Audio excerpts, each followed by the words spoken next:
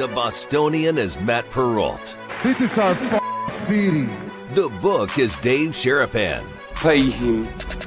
Pay that man his money. Together, they are the Bostonian versus the book. You covered! You covered 12! I covered! Follow the show on Twitter at Boston versus the book. How do you like them apples? Bringing you the best insight on sports betting news, Matt and Dave's daily picks, and an entertaining and unfiltered dive into the sports betting industry. Here's Dave Sharapan and Matt Perrault. And here we go.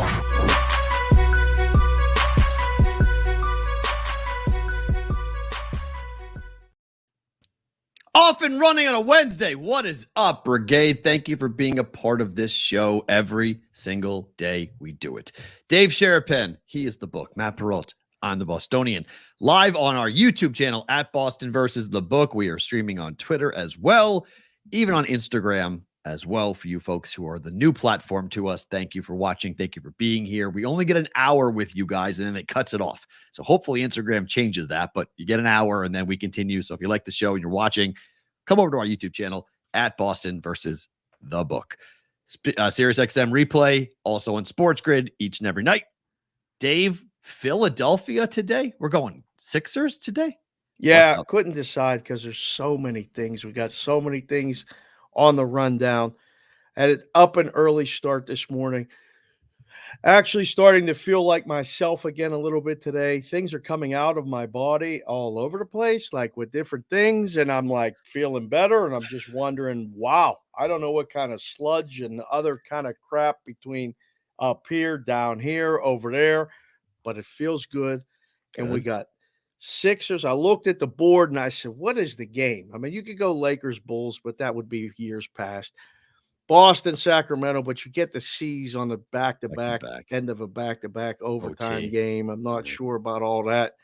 What do you get? You get Minnesota Timberwolves, best record in the West against the Philadelphia 76ers, and Philly's a -3.5 favorite. Said break out the Sixers stuff, 10-9, 8-7 Sixers today. So interesting. We talking about that.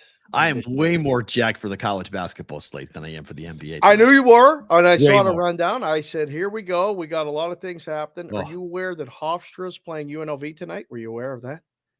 I was, because it's their annual holiday event. So you can go, the faculty can go ahead. We can go early and get pictures with Santa Claus tonight if we wanted to.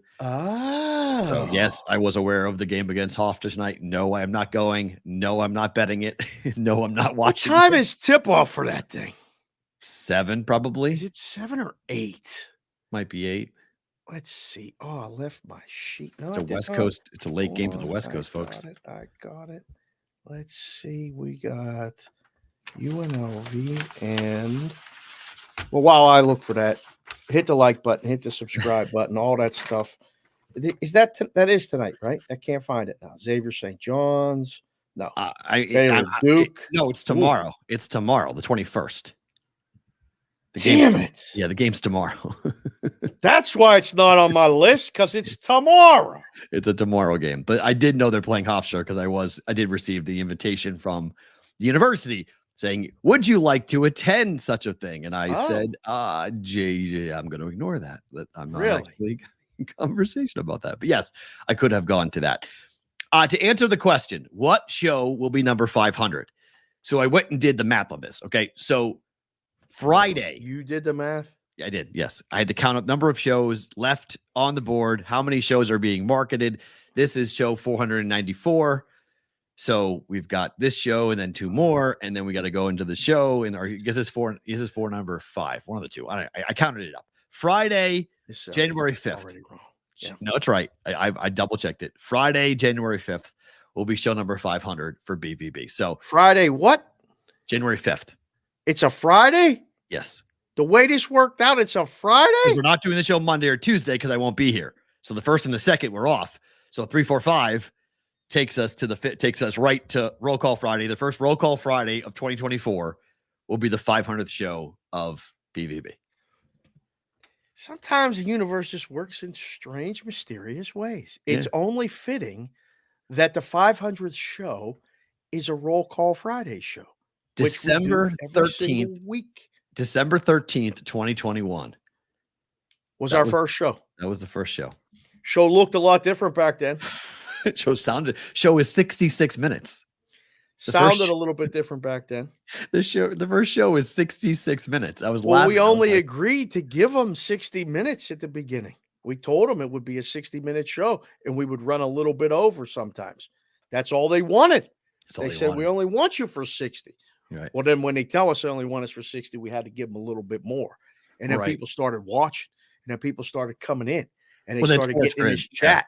And then and it Sports started Grid to build. said we need an hour 40. Yeah, then Sports Grid said, yeah, we need longer. We need longer. We need 2 hours. And we yeah. We need 40.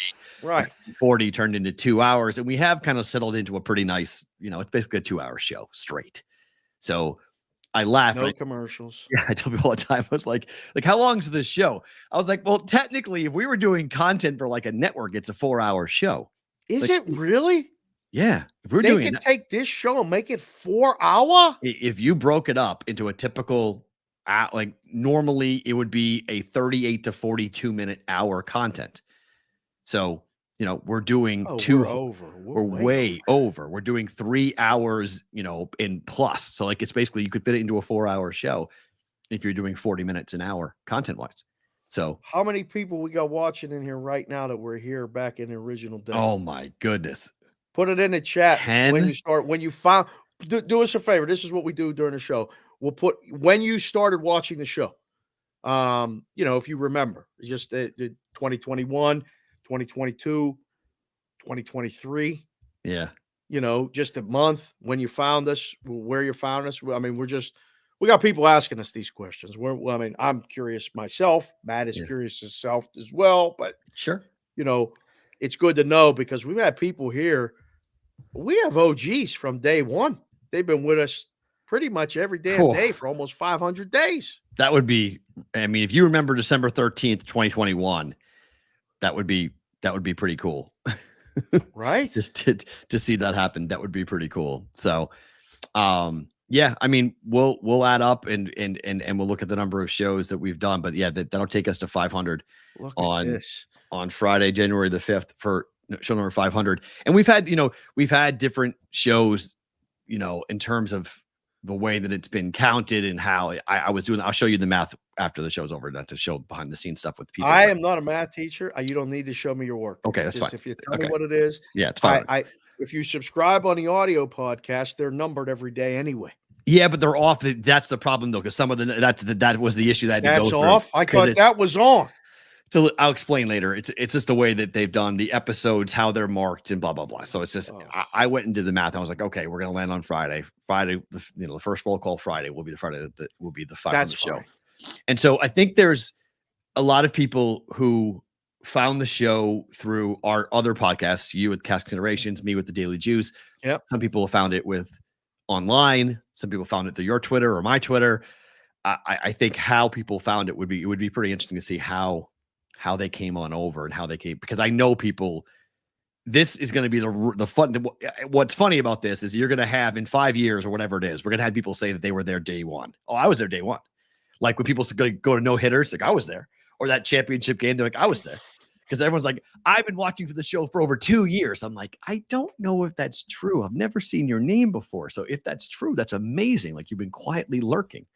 Like how many people quietly lurk and watch the show and don't tell us that they're watching the show every day? I don't know, but I just asked that question and we got people that were here day one. Wow. James Pierre H. Chevalier, original day one. We got other people that like CBW said he found us through Sports Grid. Yeah. In 2023. Geez, let's see. Because this will be, I started the Daily Juice in July of 2020 in the dead middle of COVID. And you were doing Pushing the Odds. I was working in the book and you were doing Pushing the Odds before COVID. Way before. Yeah. We knew each other before COVID. Right. And we started this, the Better to Book It segment. We started that way before COVID, but that's kind of when I think the internet kind of caught a hold of what I was doing, because Sports Map Radio's distribution was good, but the audience size was small. Right. I mean, it was not large. There wasn't a ton of people listening, because the stations that we were on were all the third and the fourth sports talk stations in the market. Like, we were on a station in Detroit, but like you could only hear the station in downtown Detroit. Like, that's it. It was like here's the city, and the signal was like right around. So if you know Detroit, everyone lives outside of Detroit. No one lives in the city. So our man Stuart found us there. That's where so Stuart started. He lives in the city. So Stuart lives in the city, because that was a pea Stuart shooter has that station. pest business. He's driving around killing them bugs around in the city. So flipping around probably, right? Show there. Yeah, he's probably flipping around and finally just found some guy ranting about sports talk radio and goes, "Oh, what's this?" And I had numerous people who found my radio shows that way. But the discovery of this show is the global discovery of this show is what's so neat. Like the Croatias, the Englands, the Canadas, the Mexico, like those listeners. I'm like, wait, what? Like how? Like, how did you? And Spotify is a big reason, because what about our guy in Croatia every day? Medellin, like, wait, what? Down there. And I mean, you have your friends down south, so it makes sense that people who are in that part of the world would come over, and the guys on the islands, because of your history, would know you and know you from there, so they watch and they pay attention for theirs. That makes sense. I've never worked in Canada. I don't know. I've never, my last name. Be smirched. I'm not just smirching. I'm saying normally, like Iowa, Nebraska, Boston, New Hampshire, Virginia, Alabama. These are places I've lived and worked. Texas. Like, I get when people have seen my name or heard my stuff. Did you say Nebraska? Did I say Nebraska? Omaha. Sorry, Nebraska, Iowa, like Midwest, right? It makes sense. But we have a big audience in Canada. A lot of people up there who are listening and watching the show. You got everything from J. Dow Betts. It says, I was here for show number 1, baby. Wow. Jimmy Jack 4Ks, show day 1, baby. To Ross Randall, June of 2023. Lena's Scrimmage up in Canada, September 2022-ish. See, these guys get the show too. Like, they just get the show. I just right there. You just made us both giggle and laugh, Linus. It's tremendous. JPC the fourth is in Detroit. He found us in 2023 of March. There's Vinko right now. Vinko's watching a show in Croatia, December 2022. A year ago now.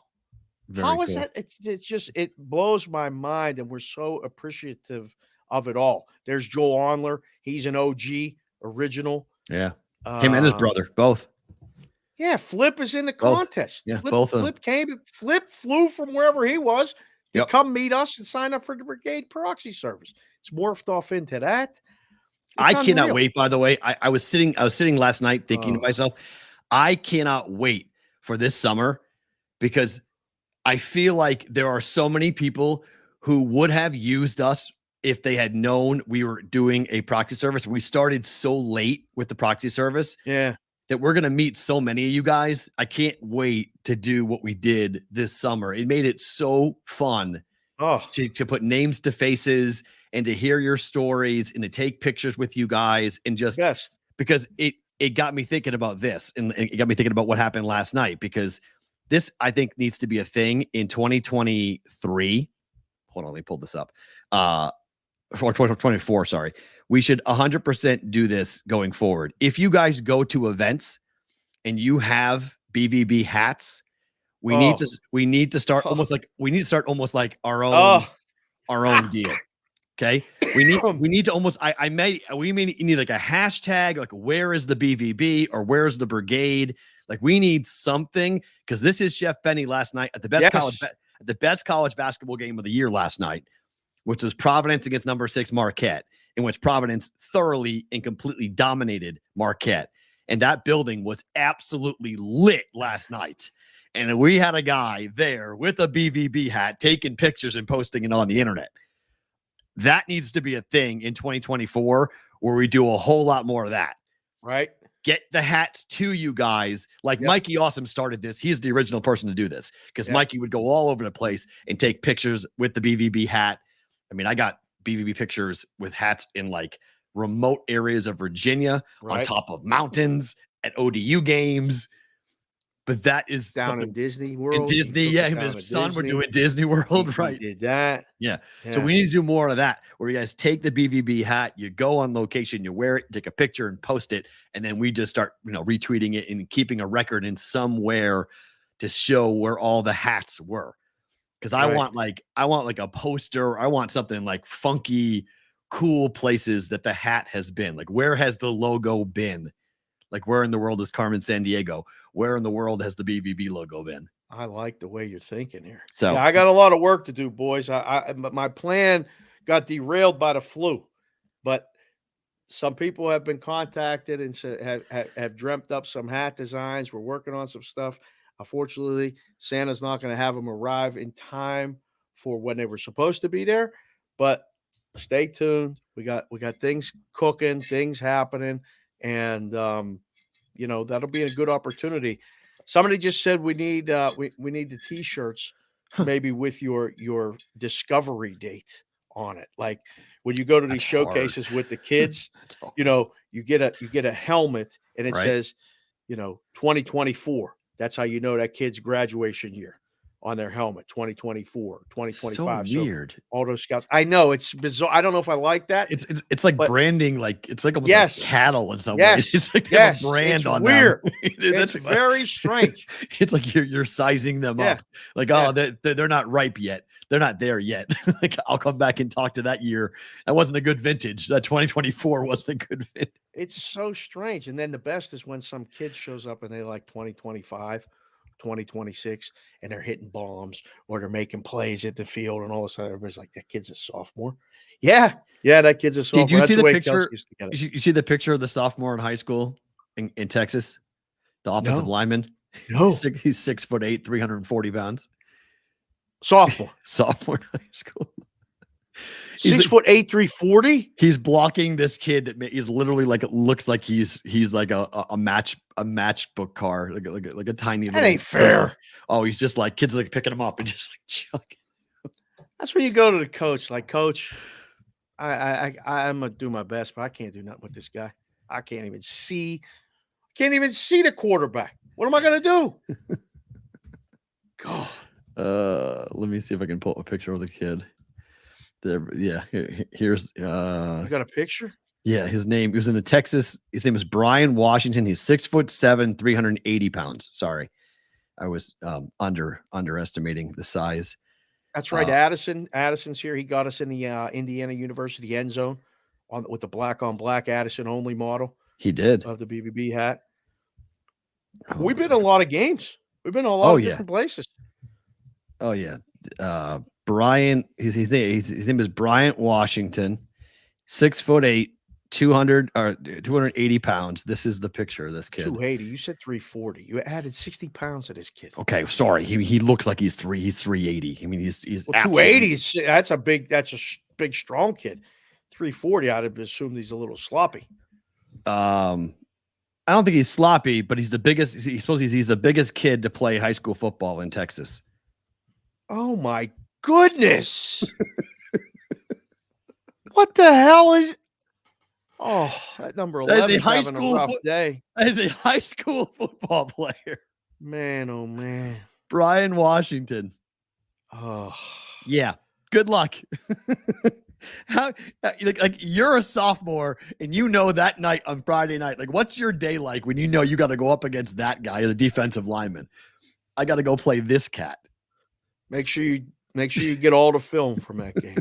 We're gonna save that one because that kid's playing in the league. As long as he stays healthy and stays on the straight and narrow. Those are the ones you brag about. Like, hey, I played against that kid. I got a sack that night. No, you did not. You never saw the backfield.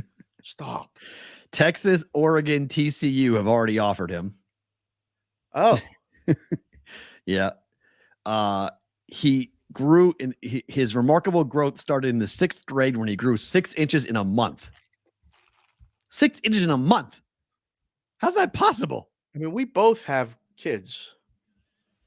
And imagine when they grow, like Kendall's going through that growth spurt. She shot up like a lot. She changed shoe sizes. I finally threw my arms up. I suggest buy him a size bigger. We can't. Right. Keep buying them. like I they're agree. done. Yeah. Those are done. but I can't. We can't do this. Can you imagine? Maddie has size 7. She wears a size 7 shoe. Good. That's good. I'll let Jess know that so we can give her all the 7s that she can have a pick in a litter. It's insane how fast her shoe size ridiculous is growing, and she can't I cannot keep her full with food. Like she's constantly I can right. My house is empty of food. She's eating all. It's unbelievable. I'm like, how tall are you gonna be? I'm 6 feet tall. Yeah. How tall are you gonna be? You're 9 years old. I mean, Probably close. She really might. And I'm like, if you're gonna be 5'9", 5'10", we got to figure this out. You can be a figure skater, but a girl of that height, you can go to college for free. You're this tall. Yeah, find your way. Find your passion on something, because that's rare. There's just not that many females who are that height that if you find a sport, you can play D2, whatever, and go for free and go to college for free. I'm trying convincing her. She's like, really? I'm like, yeah. I'm like, let's figure this out. Because if you're going to be this tall, now she may stop and be done and be my mother, Madeline's mom, they're all 5'5" or less. Right. Yeah. But Madeline's almost 5 feet now. It's 4.5 now. They grow fast and then they hit 12 and 13 and stop. So we'll see how that goes. But yeah, I mean, it's that kid though. They had to put metal rods in his leg to help stabilize his body. He was growing so fast. We coached a kid. She was so tall for the age. When she came to us at 12, she looked like a baby doe. She couldn't figure out how to work her arms and legs at the same time. And I kept saying to that other coach, because he was getting frustrated. I said, Coach, she don't even know what she can't put her arms here this way and get her legs to go this way in the at bat. Let her just figure out how to stand in a batter's box first. Ease up. How do you stand up? That's tremendous. Yeah. So there you go. So that was a little bit. The boys in the chat are putting it where they've been with the hats all over. I forgot about all this stuff. We were at a Bulls game. Nice. We were all over the place. So I think we need to. I think I will start in 2024. I think I'm going to start a specific X Twitter account that will just be for pictures of the BvB hat and where it's been. And then we'll start. Or maybe, you know what? Maybe I'll do it on Instagram. I won't do it on Twitter. I'll do it on Instagram. That's a better Instagram thing. Right. So I'll start an Instagram account that will have just pictures, and I'll have you guys submit it to me, email it to me, askthebvb@gmail.com, or you can DM me on X. There you go. And at Boston versus the book. And we'll start to populate it on an Instagram account. That'll be fun. That'll be my project to start the new year, is to populate the 8 that. that we have going. We're with 2020. But that would be fun though, because I think it would just be cool to be to show somebody and be like, look, this is where the hat, and we don't even sell the hats. We haven't even started selling the hats yet. We have not yet, but that's all in the works too. We got to get that figured out, because the demand is there. You guys want the hats. I totally get you guys want the hats. All right, what happened last night? Ja Morant came back from his suspension, scored 34 points, hit the game winner. Team was down 24 points, Dave. Crazy. It's on Sports Grid with JY and Wetzel, and JY kept saying, what did you expect? Ja coming back and just being good, because they were getting blown out. Right. He's like, lay to 12 now. It was 12 and a half, 13 and a half. They went on this run. They were up 20, like you said, 20. I think by the time JY got off on his spot, I think they were up 18 or 20. Okay. It looked like they were going to run him out. And then, bam, they came back. Hit the game winner. He was tired, and he wanted to give somebody else the shot, and his teammates said, are you crazy? You're taking the shot. Right. Went in, 9 seconds left. Layup, good, game won. So here's the question. Can Ja Morant's return change the entire year for Memphis? They are 7-19 on the year. How many they got to get in? 40? Well, probably somewhere in that range. 40 or 42 gets you in the play-in, though. Here are your standings to start from. By the way, the graphics yesterday with the playoff scenario for the football, I have them still. Yeah, they were unbelievable. I got people asking me where you got that. A lot of people watched the show yesterday. Nice. Kind of got the idea to do a bunch of stuff off of that graphic. So good job getting that graphic. This looks good.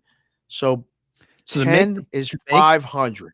Yeah, to make the play-in, Phoenix is 14-13. So they're Right. currently 6 games back in the loss column to make the play-in.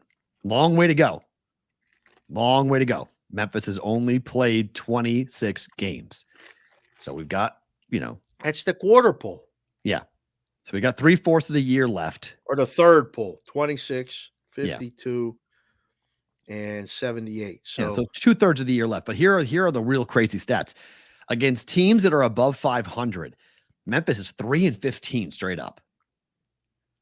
That's got to change dramatically. Like they can't be getting killed by everybody who's good. Like they can't rest their laurels on beating the Jazz and the Spurs. No, I mean there's only 4 teams below 500. Yeah.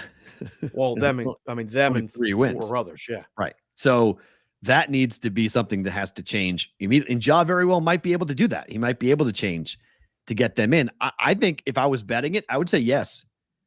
I think Memphis can make the playoffs. I mean, you're going to have a fresh Ja Morant for the entire rest of the year. Is there a yes, no right now on FanDuel for that?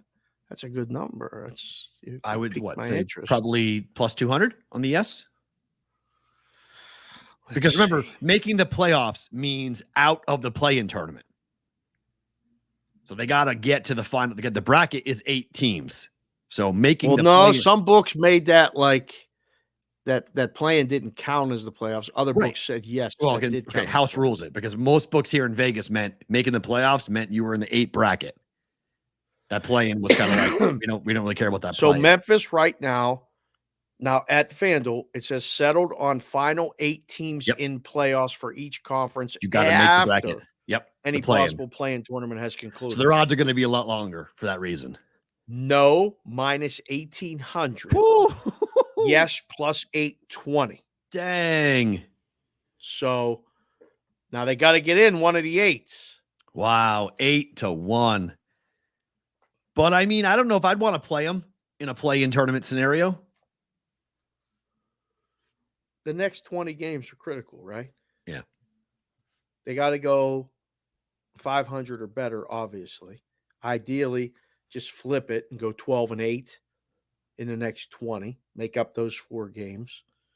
And then we get to the halfway point. And I don't know. I had to go through the schedule a little bit. See, this would be something fun to do in a room with nothing going on. Let's go through the next 20 games, how many times they favored, how many times they not, and see. Why not? In that division, why can't they? If they have more division games? Right. It's basketball. The difference in basketball is that you can put one of the top 15 players in the game on a team and change the entire team. Like the entire season can be turned on its head very quickly. Put it in the chat right now.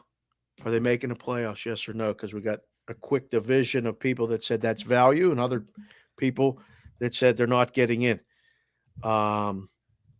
So put that in, yes or no. Now, I mean, I understand the no's a big minus, but I think they get in a play-in. Well, that's the thing, right? I mean, they're getting in a play-in.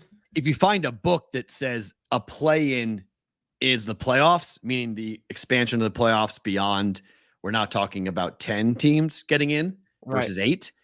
So, or I guess 12 teams, right? Yeah, it's 12, right? No, it's 10, right? Because you got to play it out, right? 6. Yeah.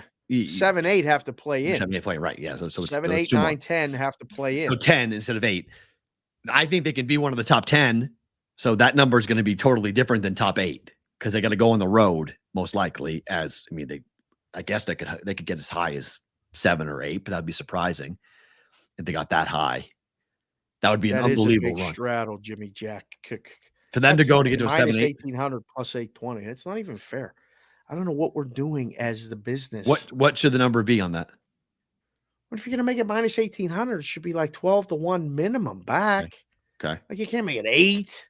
I don't know why you're going to make the gap so big. I mean, it's enough. Like if you're laying 1,800. If people knew that, like if the general public, because I couldn't tell you, but if they really knew that, because I'm not saying this to call anybody out, but like this is what the 6-team prop parlay companies are doing. Oh, Like this is if the public knew, like when they do the ads and they say it's 25-1 and they make it seem like it's amazing. A 6-game parlay. Guys, it's not even close. Parlay pays 45-1 minimum. 45-1. So when they say shops, it's 50, and some it's 40, but 6-game parlays is 45-1. Even when they lose, they win. Like even when you hit that 6-gamer and you're like 25-1, I turned $10 into 250. Well, realistically, that should have been 500. 450 minimum, yeah. So like this is my dream is as we progress as a legal sports betting country, that we start to hold the companies accountable because we start to learn, because only people like you can explain that, because you've done it, you know the math, you know the odds, you know what's supposed to be. And there's guys like Tyler and people who are really good with the math who know what implied odds should be. And I'm not saying it's just bookmakers who know that, but I think the average guy at the end of a sports bar who's making a $25 bet on a game, if you said, did you know that bet you just hit should have paid you more? And he would have gone, what do you mean? And you show them the math and they're like, wait a minute, that's not right. How come that happened? Well, they gave it to you. Basic thing you can do. And we got a lot of people new to the space, as well as we got grizzled veterans that watch the show and listen to the show all over. Just Google parlay calculator, 2 words, and put in all -110s in 6 games and see what it pays. You do it right now, you'll see. And then when you look at that and you look at the prop stuff, and you know, they're shaded. So, I mean, like if their prop is supposed to be -130, I mean, you can adjust the price, but you're always getting shorted. They're not paying you what the true odds are. That's one of Derek's things down at Circuit. I mean, he's always talking about we pay true odds. That's great. Nobody knows what true odds are. Correct. Be happy to explain what that is. Correct. That but would we need awesome. that. I mean, like we've gone through this, we've had this. Come over here for a second, please. Come over here for 1 second, please. Come here. Come here, please. Come here. Come here, please. Please come here. Who's making a surprise appearance? Please, who's come making an appearance? Come here. Just put your earphone in. Yes, come on. Just lean in. Why? Just lean in because please come here. Come here. Say hi. Come on. Hey! Get closer. That's your I don't first wanna get appearance closer. in 2 years. A little closer. There we go. Your first appearance. Yeah, How this are is you? too close. This I'm is good. way too How are close. You? This is the closest I've been to Dave in like 3 years. A month. Are minimum. Are you wearing a Travis Kelce podcast? No. shirt? No, She's got Thank the you. Creighton. She's got all the right. Creighton gear on Let's today. go. Game day today. They Yeah, play a it's big game. Creighton Today. today. Did you know they played? Villanova. Big game. Yes. You did not know they played basketball. Yes, I did. That's completely Huge. lie. It's an There's incredibly people emotional. watching. It's my favorite. It's my second. I have 2 favorite things about today. It's my second favorite thing about today. It's what's happening at the Creighton game tonight. Yeah, see? It's a full circle moment for me. Doug Yeah, You going McDermott's great. number. shopping? I am going shopping. Careful, it's crazy out there. I went to the mall yesterday. It's a zoo. Yeah, Absolute zoo. I do have to go shopping. Okay. So I just came to grab some money. There you go. That's it? He's taking your headphone back. He's like, okay, that's it. I'm gone. Are you done? Yeah, that's all. Yeah. Who do you like in the Creighton game? Creighton. There you go. How about North Carolina? Big game today. Huge game. No, I don't Big game. All right. I It's don't- Oklahoma. Goodbye. Bye bye. Good seeing you, Jess. Bye. That's her first appearance. Look at that. Unbelievable. Oh, you get to wear the shoes upstairs too, as long as you wear the booties. I have booties on. Goodbye. I have booties on. All right. Have a good day. Keep me posted where you're going. Okay. Keep- All right. Hi. Unbelievable. That's I'll great. give you change. Oh, sure. That's what they all say. You will not give me change. I It'll will. never happen. It'll never happen.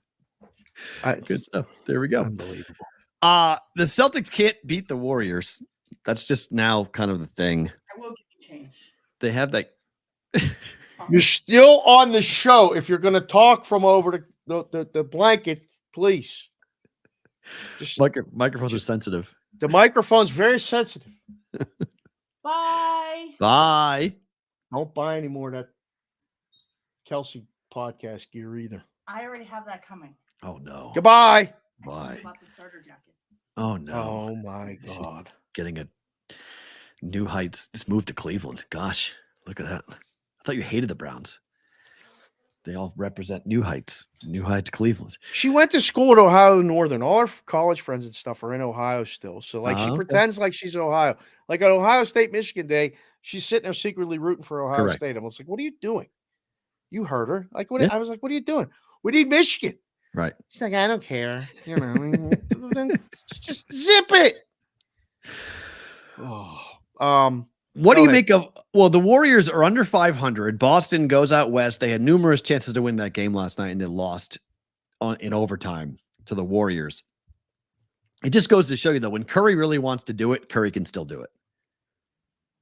took everything in their power to get there, though. But they got it. I mean, in Boston just fumbled it away, and it's the Warriors are still somewhat of a kryptonite for Boston. It's amazing to watch. Make bad plays, bad reads. Great game though. Fun basketball game. You sit up late to watch it on the East Coast. You were definitely rewarded. Yeah, with some I didn't fun watch basketball. 1 second of it, but I saw the highlights and saw the score, and I was like, Yeah. Man, Perrault said they couldn't beat him.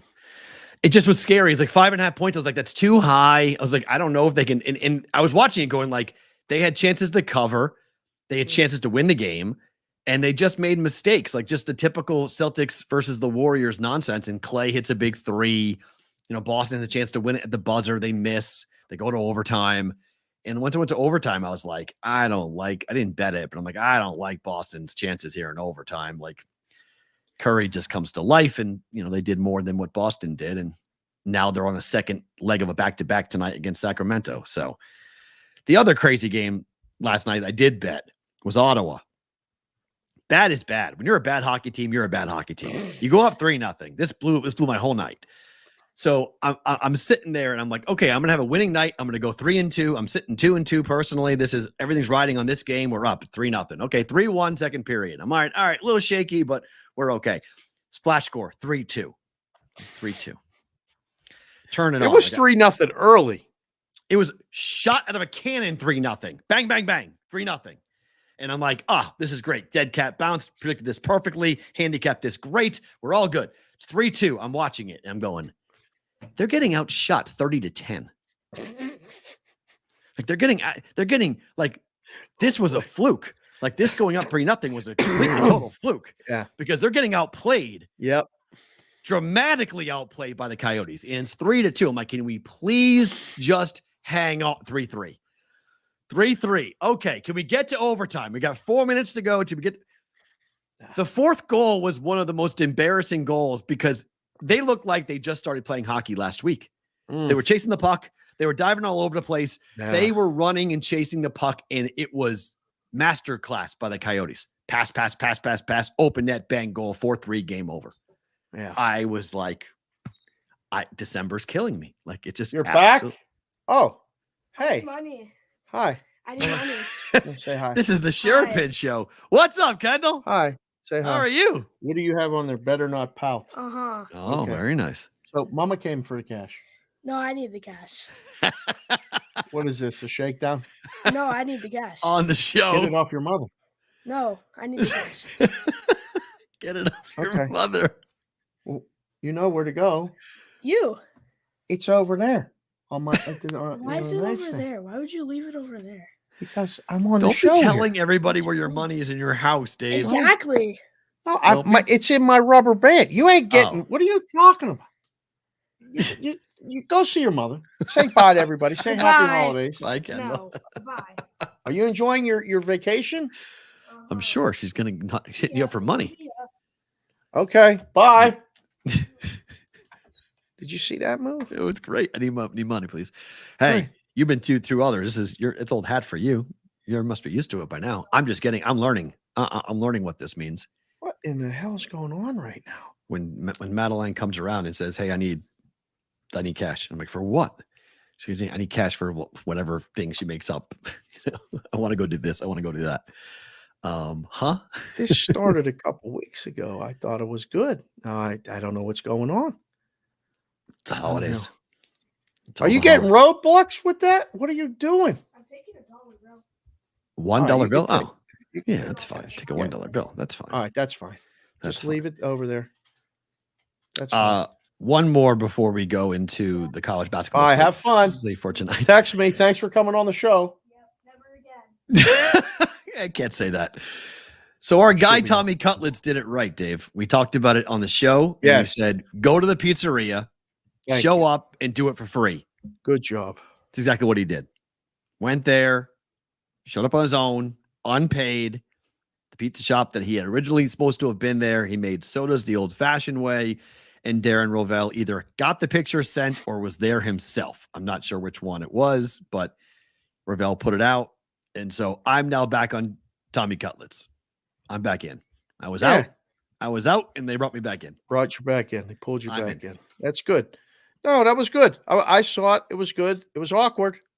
The guy's making the soda. I saw the video of the guy making the old time soda. Tommy's like, it's good. You know, what are you doing?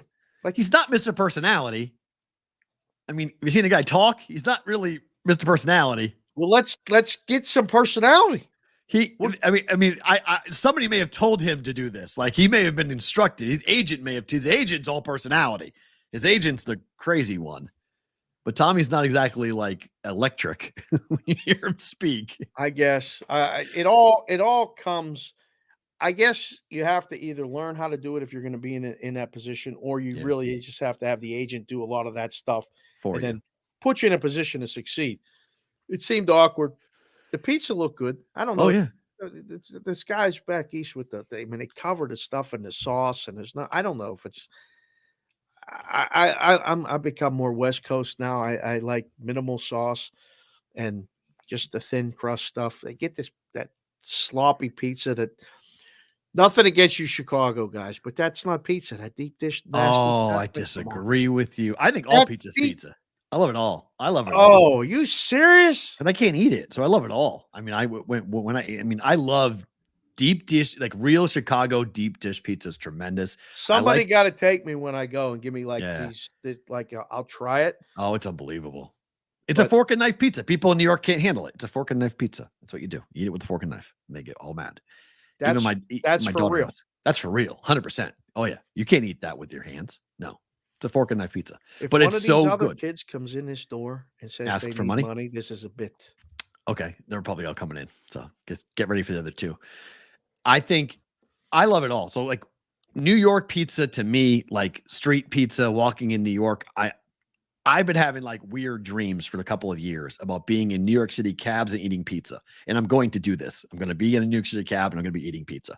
I used to do it all the time. Eat the pizza in the cab? Oh, yeah. It's phenomenal. Oh, yeah. Bring it in the cab. Guy gets all pissed off. It's phenomenal. They yell at you. Can't eat in the cab. And I love it. What the hell is wrong with you? Eat the pizza outside. Get in the cab.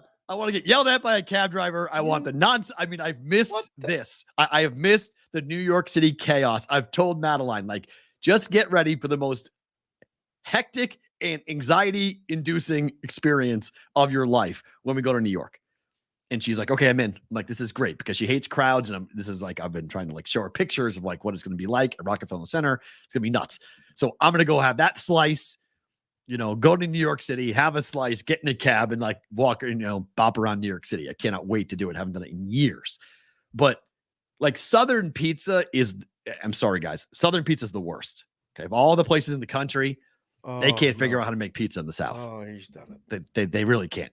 Stick to barbecue because there's so many chain restaurants in the South. Texas pizza is trash, absolute trash.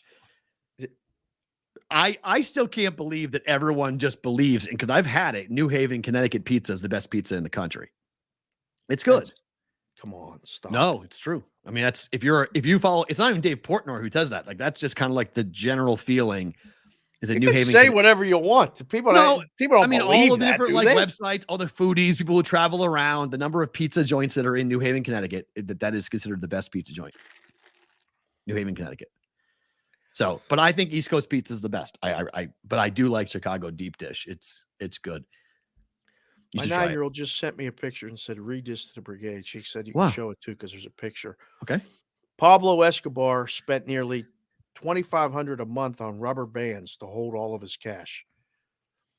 I don't know why she sent that, other than the fact that I use rubber bands to hold my she's cash. Equating you to she Pablo must Escobar. have. I am not even close to what Pablo Escobar has, but I love the rubber bands. The guy said it in the chat. Yes, I still use the rubber bands. Oh, yes, he does. I think she popped one of the rubber bands, which is only going to, because she ran out of here. So I don't know. She grabbed the cash. She only took a couple bucks, which is fine. She needed ones for whatever she's doing. Oh, that's fine. So that was good. But yeah, the rubber band move. I like the rubber bands. I still You use do. the rubber bands. I don't know about this pizza thing. I know when I was in Curacao, Pittsburgh pizza is pretty good. It's not Is it? like Okay. nationally renowned, but there's a couple pizza places that I can guarantee I would take you. You'd be like, damn, this is really good pizza.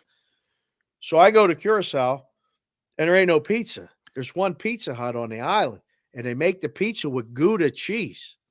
And I'm like, what is this? That tastes funky. And that's what I said. I took the girls. So I was sitting there and I was dreaming about pizza. I'm there a month. I'm like, man, there's a couple things I really miss already about home. Is like, Yeah. a Pizza good Hut's pizza. good though. I like Pizza Hut. People always besmirch Pizza Hut. I like it. Well, they brought a Pizza Hut pizza with Gouda cheese on No, it. thank you. And I was like, That's funky. What That smells funky. That tastes is funky. this? And then they built this place. I got to remember the name of it. Pronto Pizza. That's what it was. Pronto Pizza. Okay. But it wasn't pronto. It was an hour minimum to get the pizza. But I figured out It's once an oxymoron. once it was completely oxymoron. Nothing was fast on that island. But I used to go once I've got a little more help down there and go sit and take siesta and devote an hour to sitting outside and having a pizza. And they didn't make it with Gouda cheese. Made it with provolone. Better, but not great. Still different. Yeah, different. Not great. It's got to be. But it wasn't yeah. Gouda, so that was better. But one of the first things we did, we landed in Pittsburgh, and that night we went to the pizza place, and I ate myself into a pizza. Yeah, you cone. have to just go I ahead and just crush was like, it. I'm Yeah. eating a whole pizza. You got to That's it. just knock it down. Antonio's Pizza, for you guys who are in Western Massachusetts, there's a place called Antonio's Pizza. I did remotes out in front of Antonio's Pizza, but it was the drunk late night pizza, but also they did the specialty pizzas. Like still to this day, it's the best chicken parm pizza I've ever had in my life. Really? It's phenomenal. But they have all sorts of different. So like I'm all in on all pizzas, like all different types of pizzas. Dessert pizzas I'm in on. Like I love pizza, and it's really a bummer because I can't eat it all that much. But there's a place here in Vegas called Good Pie that's in downtown. If you guys ever go, okay. Good Pie has the best pizza in Vegas. People get angry with me, but they do. But they have the best Detroit-style gluten-free pizza on the planet. It's funny you said that. I didn't know about this place, and I went down to meet a guy about a thing who was in town in the summer, and I stumbled upon it. It was excellent. Good Pie is phenomenal, and the gluten-free Detroit-style pizza stops traffic. It's like I drive. Madeline knows this. Like, what was the first meal I ate after the Heart 75? Good Pie. I went right there and had it. So like that was 100% to me. If I had to have one lunch, dinner meal, like not at a high-end restaurant, just like one, I'm going to Good Pie and I'm having that pie. I'm having that pizza. Go there for today. It's awesome. And get the gluten-free. The slices. Try the gluten-free. Things happening with my stomach. Try it. I'm going there for lunch after the show. Now I'm going that there is after the show. Not something you'll ever go, this tastes horrible. It tastes amazing. It's thick. It's crispy. You're really hyping this up. You're making my mouth water. Telling you. This better be good. Google it. Look it up. Good I'm Pie not in Googling Vegas. anything. No, I'm tell the putting it in audience. the ways as Tell soon the as the audience. show's done. And I'm going down there and having pizza. If anybody's in town wants to meet me, I'll buy. And they've got slices. Unless the kids took all my money, I'll buy the pizza. Let's go. They do the slices. They do the grab the slice, throw it in the oven, heat up. Yeah. East Coast style. Yeah. Which I'm a big fan of. They do that. Love that. So you don't have to have that. I always love the pre-made pizzas that heated it up. It tastes phenomenal. Where are you on the Detroit pizza versus the Chicago pizza debate? Prefer Detroit. Personally. I think you got to put that in the chat right now because our chat is flowing. Oh. Right now, battling with this Detroit Chicago pizza. The boys are going back and forth right now. Man. Wow. Detroit. Yeah. I would have to go with Detroit style personally.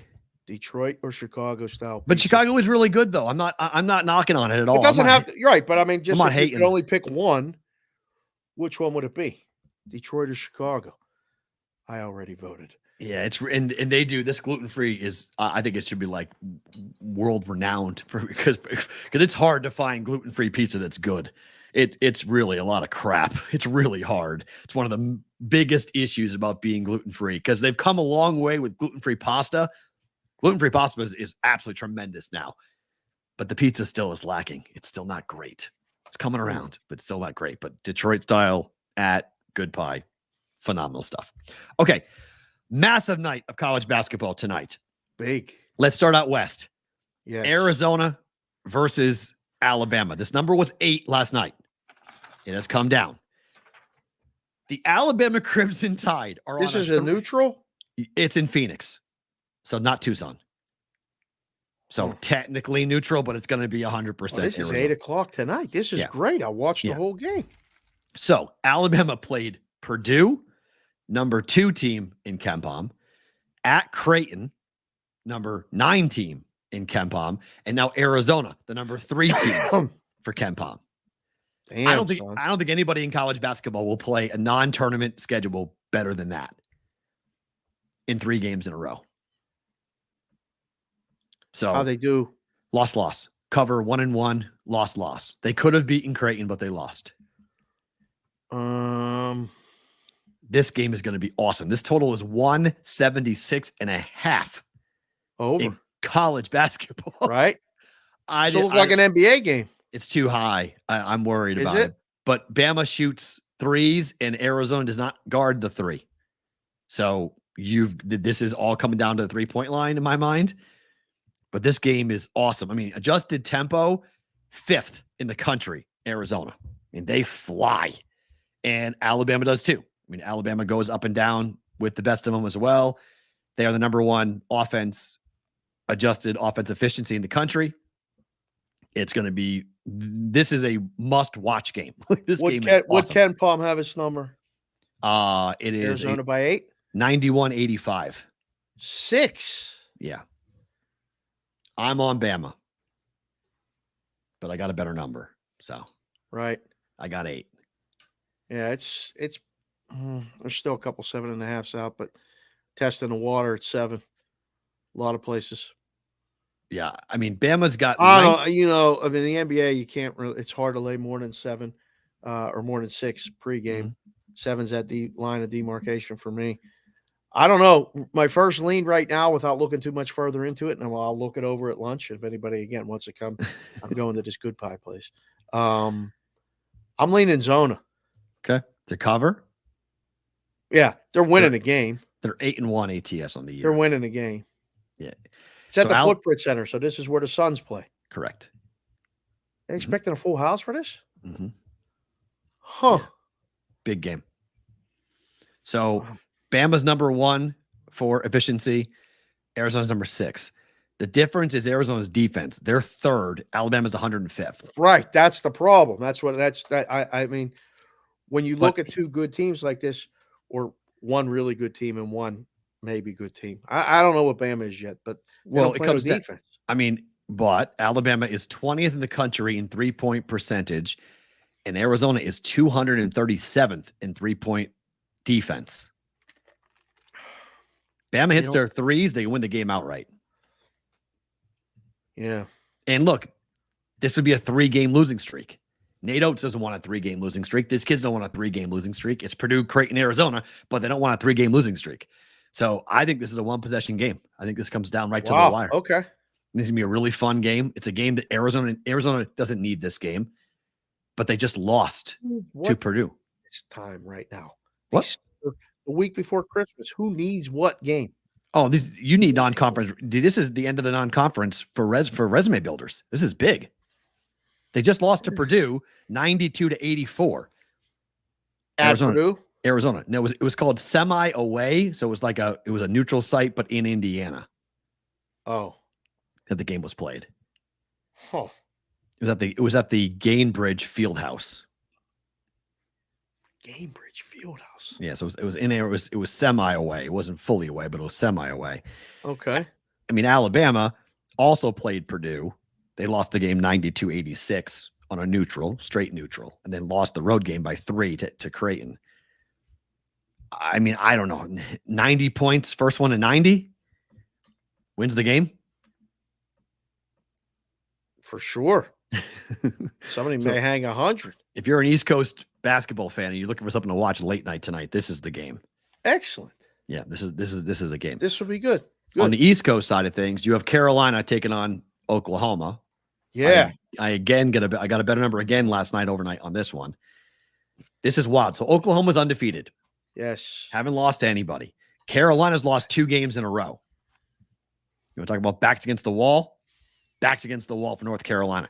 This is number 18 versus number 20 in KenPom. KenPom has this as a 1-point win for Carolina. Wow. This is really good teams up against each other, but Carolina's got, they can't lose 3 games in a row. They lost to UConn 87-76, lost to Kentucky 87-83. Oklahoma hasn't lost yet, but their schedule has been good, but not outstanding. They beat Who's the Iowa. best team Oklahoma played? They've beaten Iowa, USC, Providence, and Arkansas. If you want to go by KenPom ratings, the best win is Providence, 72-51. Okay, so they played a couple. That's good. They killed them. They killed Providence at home. North Carolina's played them.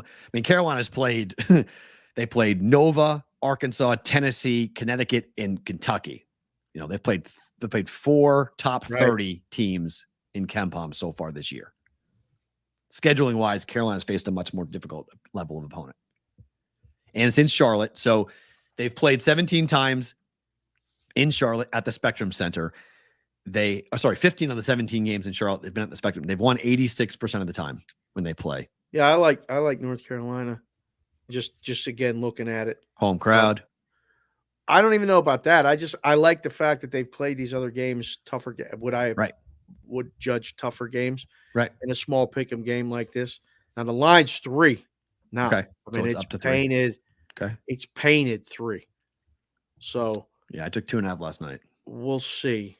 But yeah, my first thought is Carolina. So that game's at 6 our time. That's good.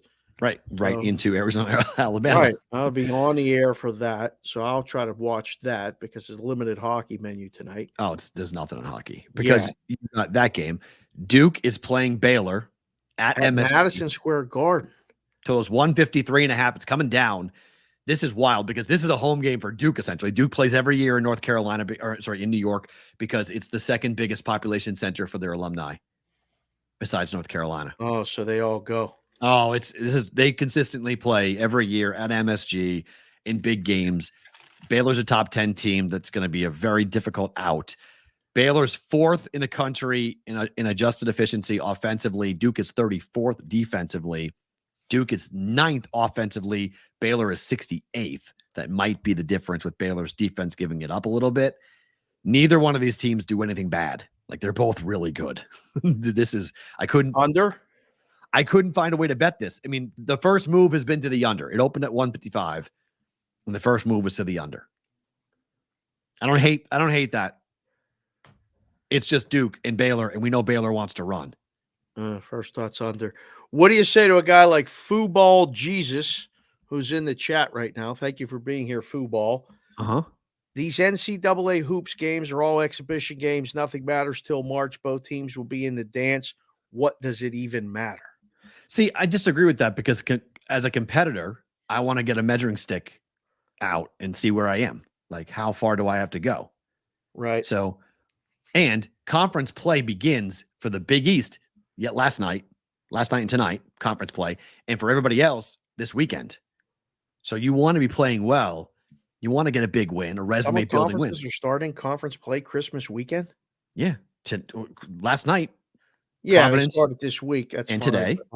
Okay. They'll play Thursday, Friday, Saturday. All the conferences get going. So it used to be after New Year's. Not anymore. Wow. So you have a lot of non-conference games. And so your non-conference resume matters come selection Sunday. They're going to ask, and we all know this. They put up your resume. Who did you play? Who did you beat? Where did you play them? Those are all the conversations you have with the non-conference, because if you play in the Big 12, you're going to have an incredible conference schedule. You know who you're playing. Big East as well. ACC, okay. At the top, they're better, but you've got your non-conference resume building wins. You have to have them. So I disagree with that. These games don't mean nothing. That's wrong. You can be left out of the dance or make the dance with a losing record in your conference. You can go 6-10 in the Big 12, and if you've got big non-conference wins, you'll get an at-large bid. It's hard to bet them, though.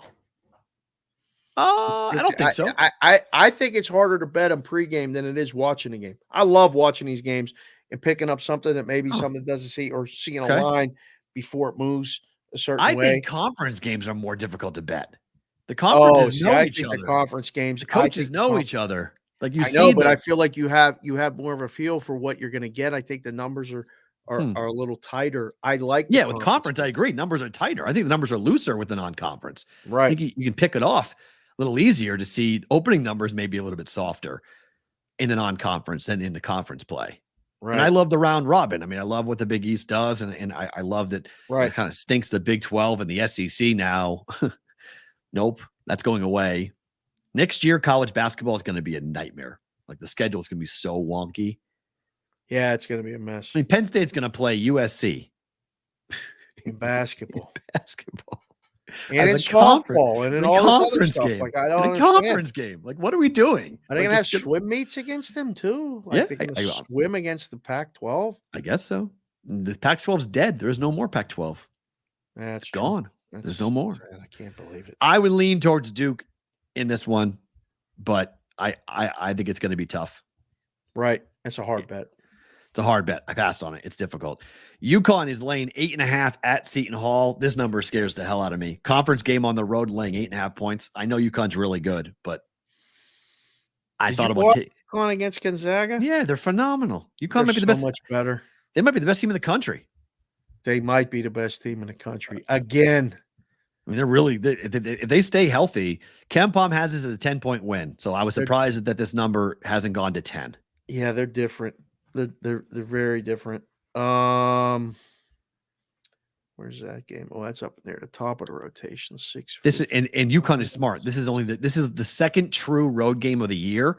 The only other road game they played was at Fog Allen. They lost to Kansas. Right. But Seton Hall is going to be up. They're going to be, and the Pirate fans are going to be there early and loud. Defending national champs coming to you. It's going to be a sellout crowd. It's going to be loud and fun to watch this game.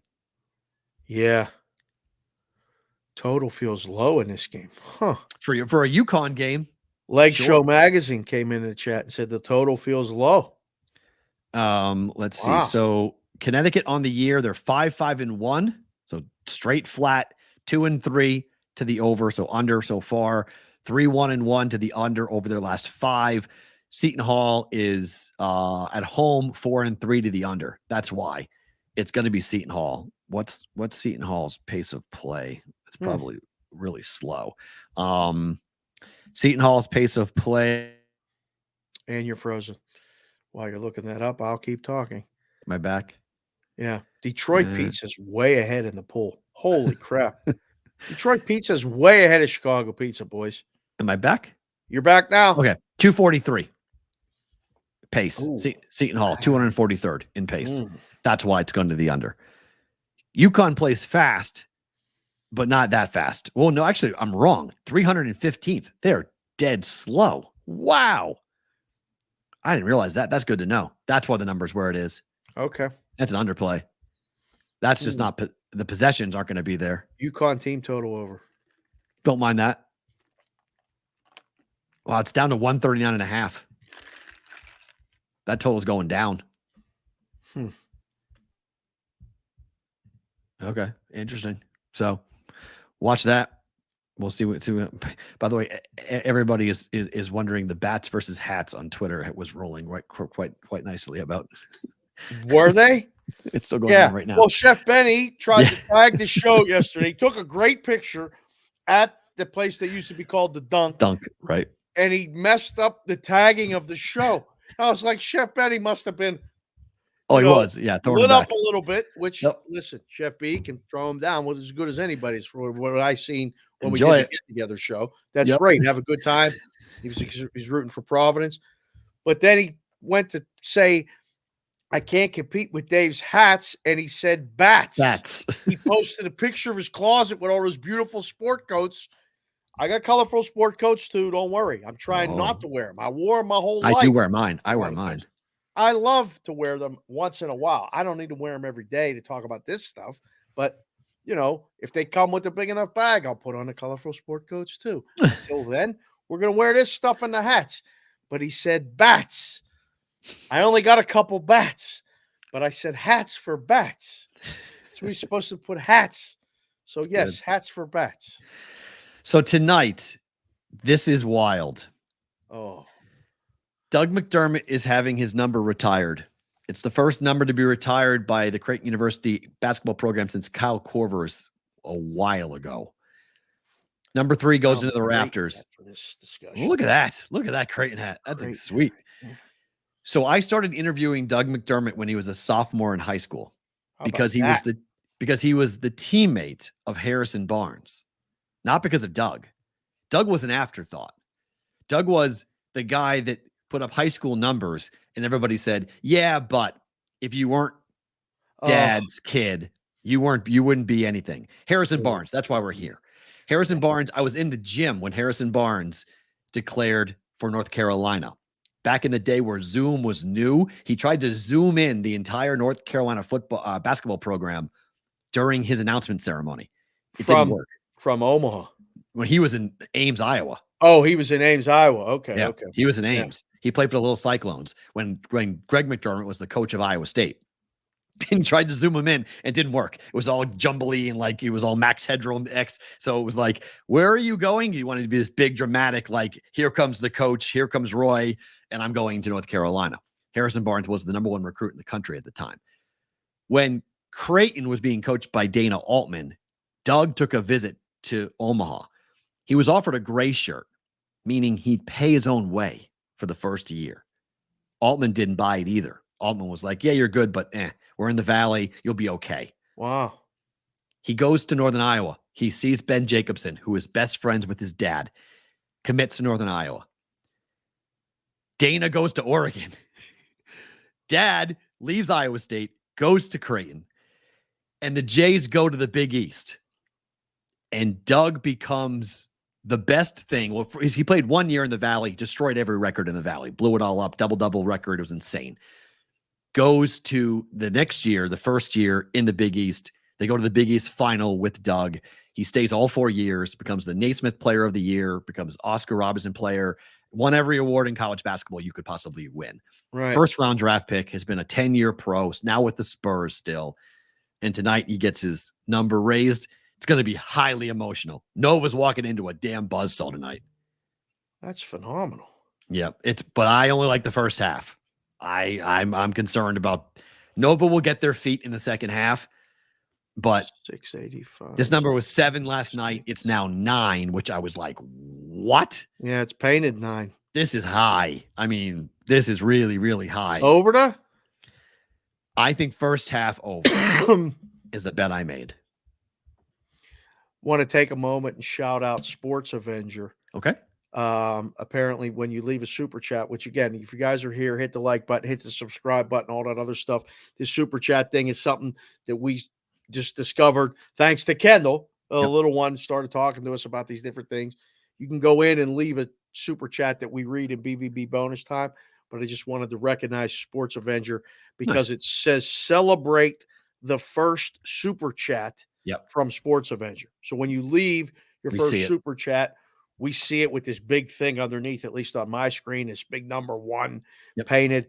He said he went today and personally talked with a manager at Quaker Steak and Lube, showing him the BvB channel. What? Hopefully he's watching and reaches out. Thanks for the content, as always. Best show in sports. Woo! How about that? If we could get on at the wing joints and these other places where they need content and they want to put us on there, like, we'll come and do the show there. Like, there's different ways to make it work. I love Quaker Steak and Lube. That's an old school PA place right there. It's not old. Is it? Wow. That's now considered old school. I remember when it opened. I remember when it opened. It opened in the Midwest. This is one of those things, Perrault. It's like before you know it, it's been 20 years. Like, wow. You know, I remember I laughed my ass off the first time I did a remote from there. I remember it opened up in Council Bluffs, Iowa. There was this new chain. Quaker Steak and Lube there? Oh yeah. Nice. And I was doing my afternoon drive show and I was dying laughing. I was like, Quaker Steak and Lube. What are we doing? Like, there's so many jokes here. Can I make these jokes? Am I allowed to? They're like, no, you can't. The good thing about this show is we can make whatever jokes we want. We just have to say sorry, Will, before it, and then just do it. That's the best part about it. I was like, is this like a nod to the male Valentine's Day? Is that what we're doing? Like, I was like, this is phenomenal. People like the Quaker steak and lube. There's a lot They of do. people The that- wings are yeah, great. like it. Yeah. Wings are phenomenal. I'm saying there's so many jokes you could make about the name. It was, they're like, you're on radio. You can't do that, Matt. I'm like, all right, fine. I can't do that. But like, come on. Like, am I the only one that's seeing this? Like, there's so many jokes we can make here. It's phenomenal. So many. It's so good. Good food too. The lack of notoriety for Detroit style pizza is one of the biggest food market inefficiencies. I would agree with that. I think there's something to be Really? said for that. Sure. I mean, I think Pizza Hut tried to do it with their deep dish pizza, and I think it stayed on their menu. People responded to it, but I know numerous people, when they saw that ad for Pizza Hut and said Detroit style pizza, people went, "What's that? What's Detroit style pizza?" Know? No, I just know because I lived in the Midwest. So, but if you live in the South or you live in like Florida or California or whatnot, it's not really like a known style of pizza. It's I either guess we deep take dish stuff or for floppy. granted because of where we're from. Like, Yeah. not everyone. How do you not know? I guess people out west or down south, they probably have no idea what No Detroit idea. style pizzas. Zero, no clue as to what do you mean Detroit style? It's New York style or deep dish, like one of the two. Floppy or thick. Like there's no in between. In Detroit style kind of is in between. It's kind of like a deep dish. I love when But- they say square pizza and like people look at you like, "What are you talking about? You don't know what the square pizza is?" Oh, I've always liked deep dish pizza. I've always loved square pizza. Right. That's why I love Pizza Hut. When growing up, that's where I went. I prefer to go to Pizza Hut because I loved the square pan pizza. Oh, Loved it. It was phenomenal. I still love it. That's why I love the good pie, because it's one of the best pizza I've had since that. right. It's good stuff. So like I get it. I get people's anger about it all. Huh. It's kind of like Runza's. You know what a Runza is? No. Yeah, Runza's an Omaha thing. I don't. Runza? Yeah. Sounds like I had that this morning before I went to the appointment. The Runza. I had the Runza. Oh no, no, Yeah. Yeah. no, Not that Runza? Not that Runza. No. I need a picture of a Runza because this is You don't want I the don't. picture of my Runza. I can No, tell thank you you. that. They're The like Runza. they look like, I don't know, like kolaches. That they're Galoshes? yeah. You remember that? Things you put on your feet in the rain? No, kolache. That's a thing in Houston. I had no idea with, but like it's like meat wrapped in dough and then deep fried. Meat wrapped in dough, deep fried. Yeah. Listen, you people in the Midwest do some crazy. That's a Southern thing though. Like that's a Eastern European dish that's really big in Houston, Texas. I have no idea why. It's the craziest, weirdest. Like Really? When I lived there, I was like, "What are we eating, guys?" Bizarre, but like they're all over the place. There's all these like chain restaurants that make them. They're really super popular. But Runza's like the Omaha version of it. Like they have a steak and cheese Runza, where it's baked in essentially. Like there's a whole Runza thing that is, everywhere. I don't know. I liked it a little bit. I wasn't really a huge fan of it. But if you're from Omaha, you know what Runzas are. I'm gonna have to ask the kid to ask her friends if they know what the Runza is. 100. If you live there, they like them. And there's fast food joints called the Runza fast food joints that are everywhere. Yeah, it's a lot of meat. Sounds like a lot of meat. I don't know. And then you deep fry that? no Runza. I don't think you deep fry. No, Okay. I don't think you deep fry that. But Meat donut. You guys in the chat. yeah, fair. That's kind of what a kolache is. Because they have breakfast versions, they have lunch versions. You buy them like individual. It can buy 12 or something. They look a little bit like I don't know how to describe it. I have to put pictures of this. Like a sausage roll? No. No. Um, I never heard of a Runza. I'll have to Google that later too. Runza. How do you spell that? R-U-N-Z-A? yeah, Runza. Kolaches is Colaches. What is that? It's kolaches. That's what it is. I mean, they have breakfast ones. They have sausage, egg, and cheese. They've got sweet ones. They have savory ones. Wow. It's all in Houston. Like Eatery's got the 11 essential Houston kolache shops. when I lived there, I was like, what the hell is this? I was like, I could not figure out Really why. gonna have to do a cleansing or something. We just have to go to Houston and just do all these things and just get it out. Like, No, we're gonna have to. I- Yeah, I we're don't gonna need to go do back. it. We're gonna have to do it at some point. The national championship game's in Houston. Everyone's trying to get me to come back, and I don't want to go back. They're like, come. Oh, the football. Football this year. Like all my Bama friends are like, if Bama's there, you got to come down. Like, come to Houston. Come on down. Oh. Like you know people in Houston. Right? I'm like, yeah. Like you know your way around. I'm like, yeah. Like, come down. It'll be so fun. I'm like, yeah. Let's see if Alabama beats Michigan first. I don't know if that's happening. So We might have to. That might be the cleansing. To start the new year off right. We'll just get it all out. Just remember this neighborhood, that neighborhood. Get it all. Yeah. Just sometimes you got to face your fears. Just my former go. boss sent me the link and said, "You're going to apply for credentials. Here's the link." And I was like, "I'm not coming." He's like, "Why not? It'll be fun. It's a championship game. It's better than basketball. Basketball Final Fours here are boring. You know that." Might have to do it. Come down, Reliance Stadium, I think we might have to do this. Dome. Yeah. I'll put it. I mean, I don't know what they're bringing me back. Change. The best thing I could do is say, you know what we did while you guys were out We shopping? planned a trip to Houston. We're going to Houston for the championship to get some runses, some galoshes. No, that's Omaha. Galoshes. Yes. You're conflating different parts of the country. One's Houston, one's Omaha. Nebraska and Texas are different. But I will say this. The next time I am in Texas, I'm going to Snow's Barbecue. It is an absolute requirement. I must do it. I'm going to go wait in line. I'll get up. Too. Well, Snow's is a little bit outside of Houston, but I've never gone to Snow's. It's You a can massive. drive. We'll get there fast. Well, you got to go there at 6 a.m. What? For barbecue? Uh-huh. For breakfast? No, for lunch. That's how long the line is. I'm out. What? Oh, yeah. That's how long 6 the line a.m. is. and we don't get to eat till lunch? Correct. You're not in line. You're not in line first thing in the morning. You don't You're eat. exaggerating. I'm not exaggerating. Not anything. exaggerating? I'm telling you the truth. Snow's Barbecue is a legendary spot. I mean, people literally, I think it's only Thursday, Friday, Saturday, Sunday that they actually cook. They cook overnight, cook everything overnight. Do we wait in a car, keep it No. running? Like what?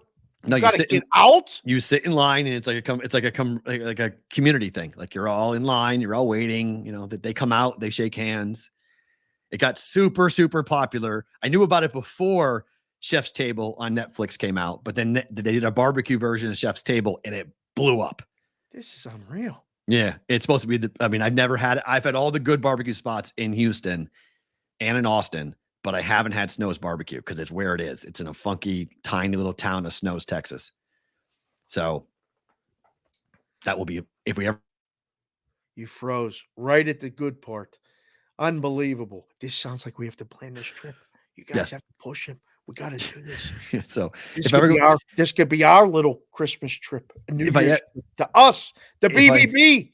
We could get our Texas people down there and meet us. yeah, Go to it's the game. it's this little tiny shack. It's a thing that has to be seen. This is what Snow's Barbecue looks like. I can show you this because Oh, thank goodness. Addison put it in the chat on how to say that word pronunciation with the phonetic. Kalachkis. kolaches. I say kolaches. I always have. Kalachkis. Kolache. It's Eastern European. I know what it is. It's over there. I say kolaches because Texas people say kolaches. They don't use it in Texas. They call you can call it right. Everybody uses their own words in Texas. Yeah, that's Snow's Barbecue, Wow. and that's where the line goes. You The know, line that goes- joint tastes good. I Jeez. can smell it from here. Did you see the tent? People sleep overnight. That's a tent. People sleep. Hold on, to get in bro. line. What? They put on tents. That's real. They camp out. Listen, Snow's I Barbecue. love a good barbecue. I ain't sleeping out for no barbecue. If you're a junkie, if you're a barbecue junkie, Snow's is on the list of things you have to try. You might camp out. You might want to be there first thing in the morning when they open it up at Snow's Barbecue. So if you ever go back, we got to go there. That's an absolute requirement for me to do that. All right, NBA games tonight. Charlotte's at Indiana. Indiana's laying 10, but the total is 249. Charlotte is caca. I mean, is this just going to be the norm now? The Pacer games are going to be over 245 total Yes. for the rest of the year? Yes. Why wouldn't they be? What's the highest average total in the NBA you remember seeing as a bookmaker? It's like every night, like 250, like this hasn't been 252. I don't remember a team having this level of like 250s No. consistently in the NBA in a while, like dating No. back to 10 years ago. Golden State in the middle of that run, they would just be scoring a lot of points. I mean, we had to put them up in the 240s, high 240s. There was a 248s on a regular, 250. When you got to 252 is when you have to pause and go, wait, hold on, what are we doing? 252. But I remember when OKC It's was one bucket running from pretty this. good. You remember when OKC with Oh, yeah. Durant and Russ and Harden? Right. That was pretty good. They were pretty high. It can't be much higher than this. This is high. You want under in this game? How about Indiana team total over? I'm not touching this game. I just have this feeling that Indiana's going to slow down. It's happened a couple of times. I've bet under in their games a couple of times in the last week and a half. And it's just one pushed, one hit. And it's just starting to feel like the books have a number that's so high that it's got to be a perfect trip to get there. Right. And it's against a team like Charlotte, who is bad. Like it could be 130, 110, and you don't get there. Correct. Like 130. I don't know if I'm comfortable laying 10 with Indiana. I'm not. I agree. Double digits? Nope. But I don't want Charlotte. I don't want Charlotte, and I don't want the under, but I can't stomach laying 10, and I can't take the over. Like this is the books have done the books have done a good job with this game because I know people are driving to go and bet the Indiana Pacer over, and they're going, okay, fine, we're gonna make you really have to go. You sure you want this, sir? It's 249. You're going over. Numbers are high because look at the difference. Like this is the same sport. It's 225. It's a different type of game. Same sport. Totally different sport, game. but way different type of game. Way different type of game. Completely different. This would be do you catch Minnesota in a weird spot here? I think you get Philly pissed off. Just lost to the Bulls, of course, because Philly's killing everybody. I bet Philadelphia, and they do nothing. So this is the way you're running right now. Right. It's just how I am. So that's fine. Right. It's just the way that I am. Matt, your picks suck. Correct. But right now they do. Hey. So it's not even a joke. This is truth. But I think you get Philadelphia. I like the Sixers tonight. I didn't bet it. I like the Sixers tonight too. But this is a tight game. This is an under. Okay. This is definitely Minnesota first half too, if not first quarter. This is one of those ones I'm telling you, it's weird. It's becoming a recurring theme where the Sixers just either start slow or go through this lull with that second rotation. He can't figure it out right now. Right. And then they pour it on and come back. They did it against the Bulls, but then they didn't finish the game and lost the game. But first half, I think I'm leaning Minnesota. This is another one. I'll be watching this early. It's all basketball tonight, boys. Yeah. I mean, there's really hockey's only 3 hockey games, and I think Sixers winning cover. Okay.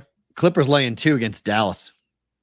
This is a really good game. It's a hell of a game, right? Dallas at home should be an over. Clippers, I can't figure out. They're completely Jekyll and Hyde. Some nights they're way over. Some nights they're way under. It's like whether or not they want to show up and play or not. But my first read is over 237 in this game.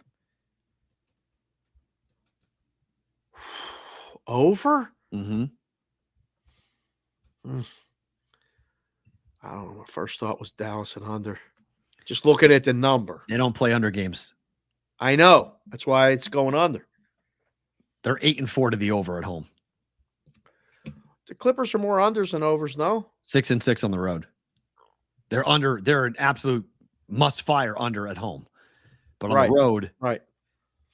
Indiana last game over by 24.5 points. First game of this road trip. They scored 151. Neither team played yesterday? I don't believe so. No. Yeah, no, it was a light schedule yesterday. No.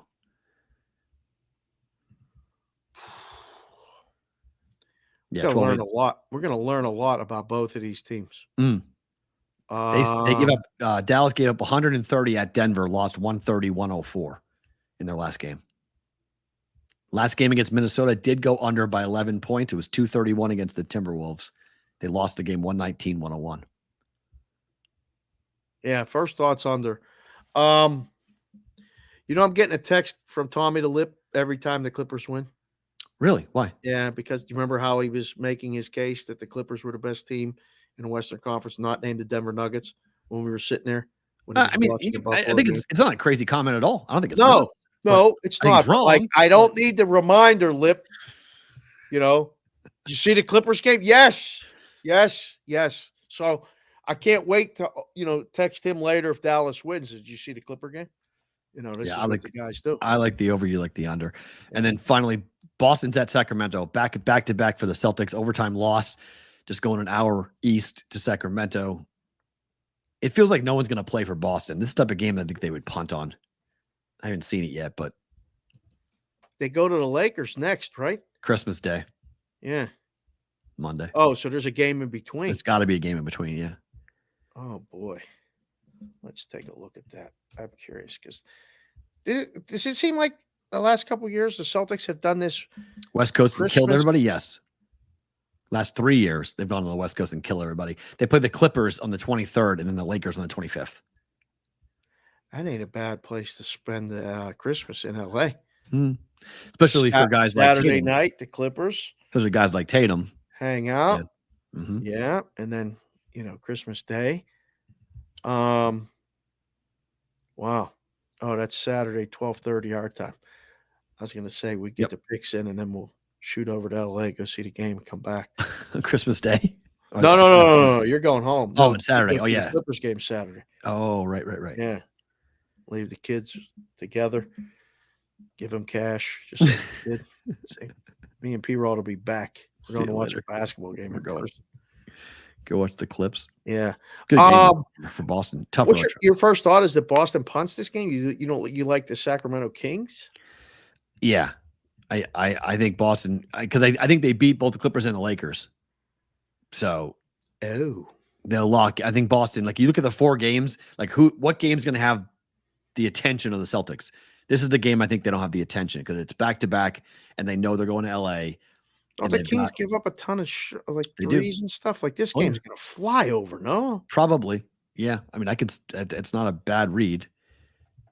Celtics scored 65 points yesterday in the first half. That first half over is good. Oh, first half team total Boston is easily one of my favorite bets of the year. Crazy. A lot of people in the content space have picked up on that.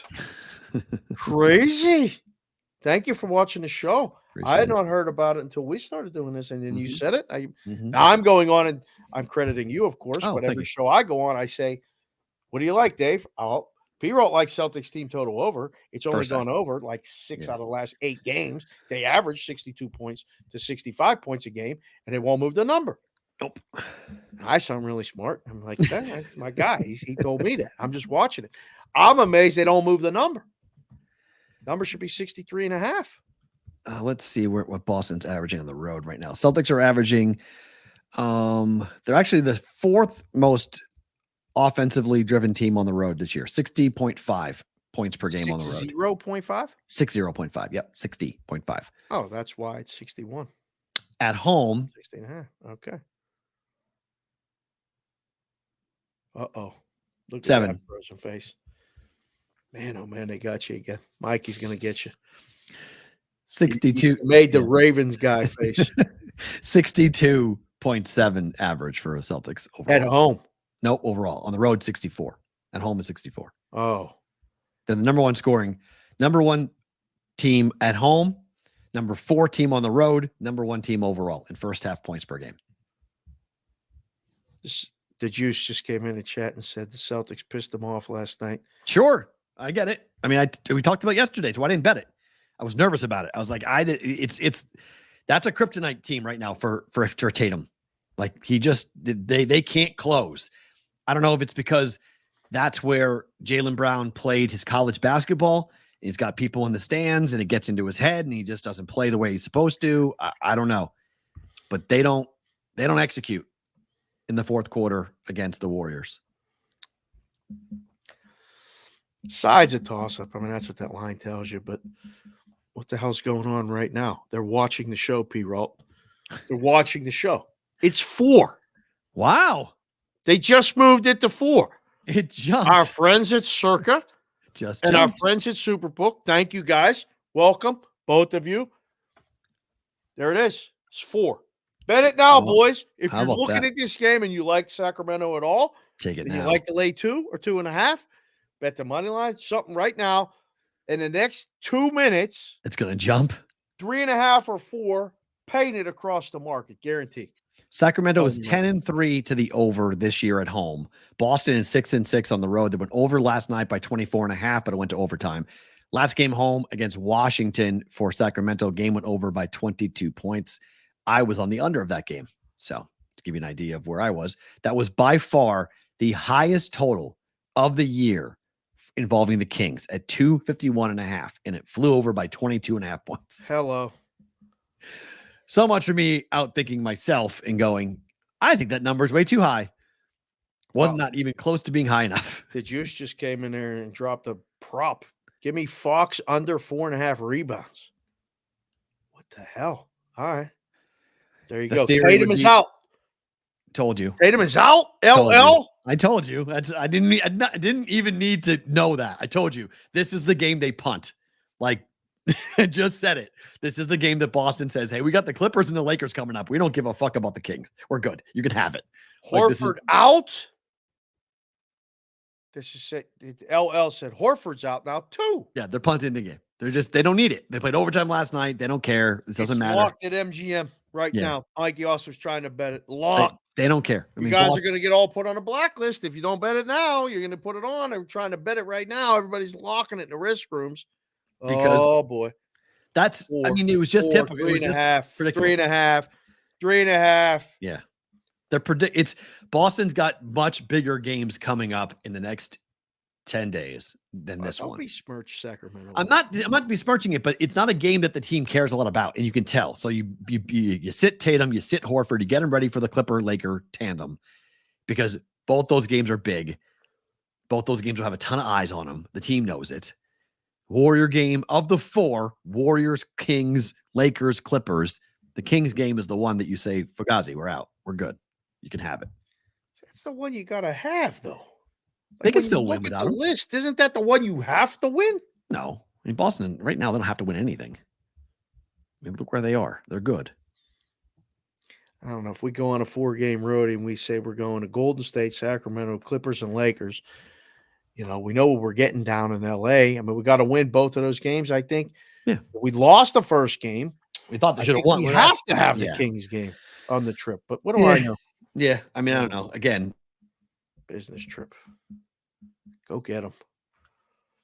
we move on. Better close that ESPN. You're freezing every two minutes right now. I know it's not. I don't know. It's not ESPN. All right. It may be because it's trying to grab a hold of the Instagram. The Instagram feed got cut off. Oh, there you go. That's it. So it's 1 hour There's in, so that, yeah. it cuts it off. Before we let go of our friends at SiriusXM and Yes. Sports Grid, we have to do our favorite part of the day. Omaha Steaks, Searing hot take of the day.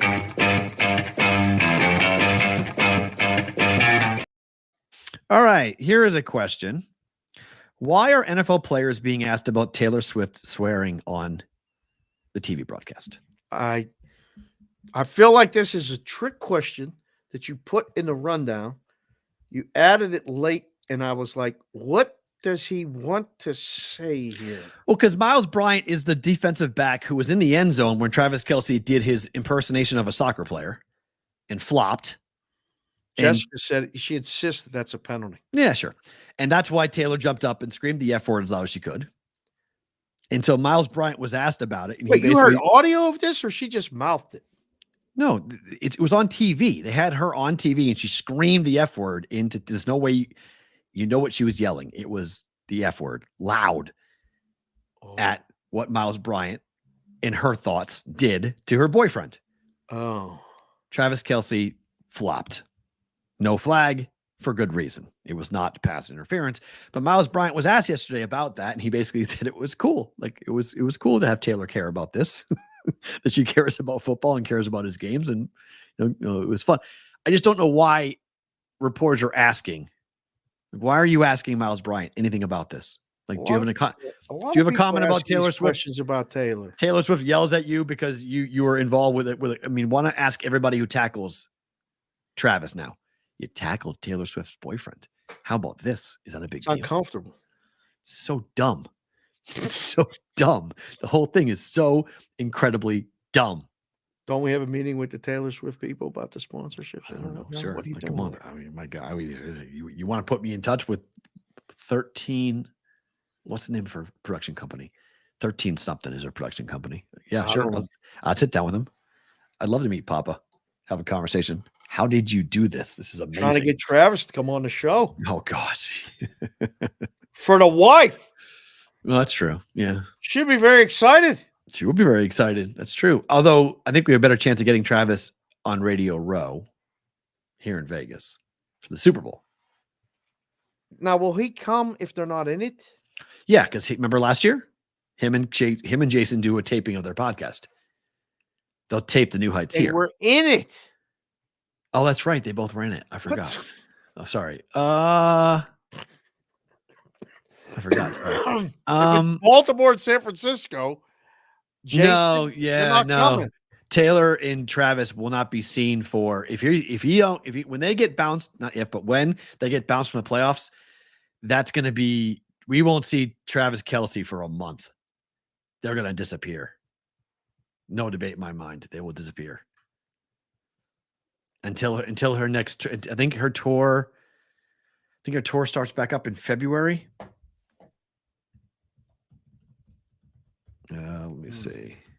I don't know. I don't know about that. Let's- Disappear? Yeah. And everything. Everybody's they're asking guys, and the New York Post is writing a story about asking a guy about the Taylor Swift, and we're talking about it here on the BvB. Yeah, I mean, just knowing Taylor, that's her MO. She will not want to be anywhere Would Taylor around. watch the show if we get Travis on it? Yeah, February 7th. She goes to Tokyo February 7th. Oh boy. Then she goes to Melbourne, Australia, February 16th, 17th, 18th. She goes to Sydney for a week. Then she goes to Singapore for a long time. Then she goes to France for 2 weeks, Sweden, Portugal, Spain, the UK. Oh my gosh, she's going everywhere in the UK. Ireland, Amsterdam, Switzerland, Italy, Germany, Poland, Austria, back to the UK, then Canada to Toronto, then to Vancouver, and then back to the States. That's a long trip. She's on tour the whole damn year, Dave. The whole year. Travis Kelce retiring will not surprise me one bit. If he walks after this year, he hangs it up and says, I'm good. Did everything I can do. I'm done. I don't know why the players are being asked about this. I don't know either. Guys, if you have not gone to omahasteaks.com and used the promo code BVB, please go and do that for us right now. If you are going to do that, send me the screenshot because I got big businesses the other day. I got somebody else's as well showing me the screenshot of what you guys ordered. It was delivered. I said, thank you. Love it. Appreciate it. Do that for us right now. Please. Half off sale. It's ending at Christmas. Okay. This ends. That's it. You got to get it done this week. Ends Monday. Got to get it done. $30 off at checkout. Minimum purchase may be required, but when you go there, check out, they have all these very cool curated gift packages to get it to somebody. This is a good gift to, like, it would arrive after Christmas. People wouldn't be mad about it because, like, oh shoot, I forgot. Right. I got to send this, and it shows up afterwards and like, oh, this is great. I don't have to cook. This is awesome. I got the food. This is all here. I go shopping. It's right in front of me. This is great. Yes. Got that coming. omahasteaks.com. Half off sale going on right now site wide. $30 off that at checkout when you guys use BVB. Go and do what, Dave? Buy the meats. omahasteaks.com, BVB at checkout to save $30 off your order. For you guys who may be looking for the show audio-wise, this is where you guys can get the show. If you point your camera phone at this QR code, it'll take you to the Apple Podcast. That's where you guys can get it. Most of you have iPhones and most of you are on iOS. We are on Google Play. We are on Audible. We're on every audio platform that you can get. But if you're looking for the show, I know the show's long, hour, 2 hours, Some days 2.5 hours. Some days this is a really good way of getting caught up with the show audio wise. QR code on the screen right now. Apple Podcasts to go to listen to BvB. Have you listened to the show of us on 1.25 or 1.5? I do not do that. No. It's pretty entertaining. I thought you talked fast to begin with. Hi. Whoa. Hey. Now this is come here. Okay. Now she's got to come in. What is all over you? It's flour. My Come here. goodness. Show everybody. What say did bye. you do? Come here. Say bye. Come here and say Bye or what are you hi? doing? Say hi and bye. Bye. Bye. Say hi. Bye. What did you get? What is we're all saying over bye. you? We're saying It's bye. flour. My We'll goodness. find out in a second in bonus time what is going on and what is all over my daughter. Thank you, XM. Thank you for Sports Grid. We'll talk to you guys tomorrow, same place, same time. For you guys who are with us on Twitter, X, YouTube, everyone else, you're getting bonus time.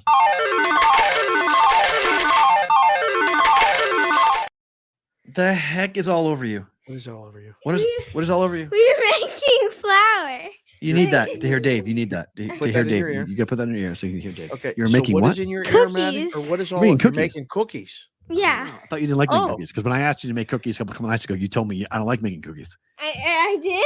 Yeah, I did. Oh, I Okay. didn't know that. I totally forgot. Yeah, you did. Yeah, I'm you like attached making to you, by the cookies. way. That's so, good. So please don't. You got to run be away. close. No, See, I Maddie? won't run away. So do you have cookie patterns? I'm That's Julia too. Oh, Our friend Julia's popped Julia's in here. there too. Julia's here too. Oh, I was boy, making trouble. cookies. I was making cookies at her house.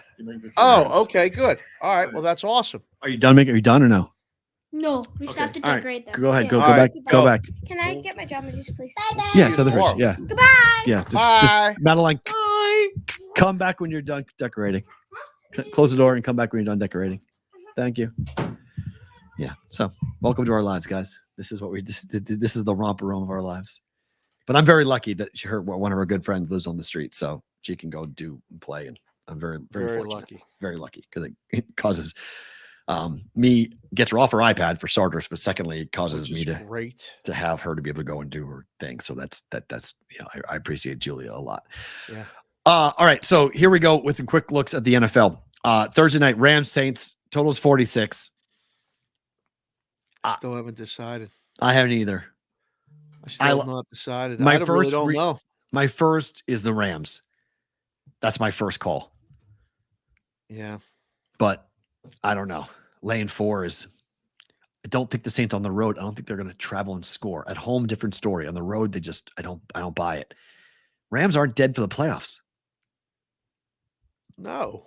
So I don't know. It's one of those like games I don't know. The total keeps climbing.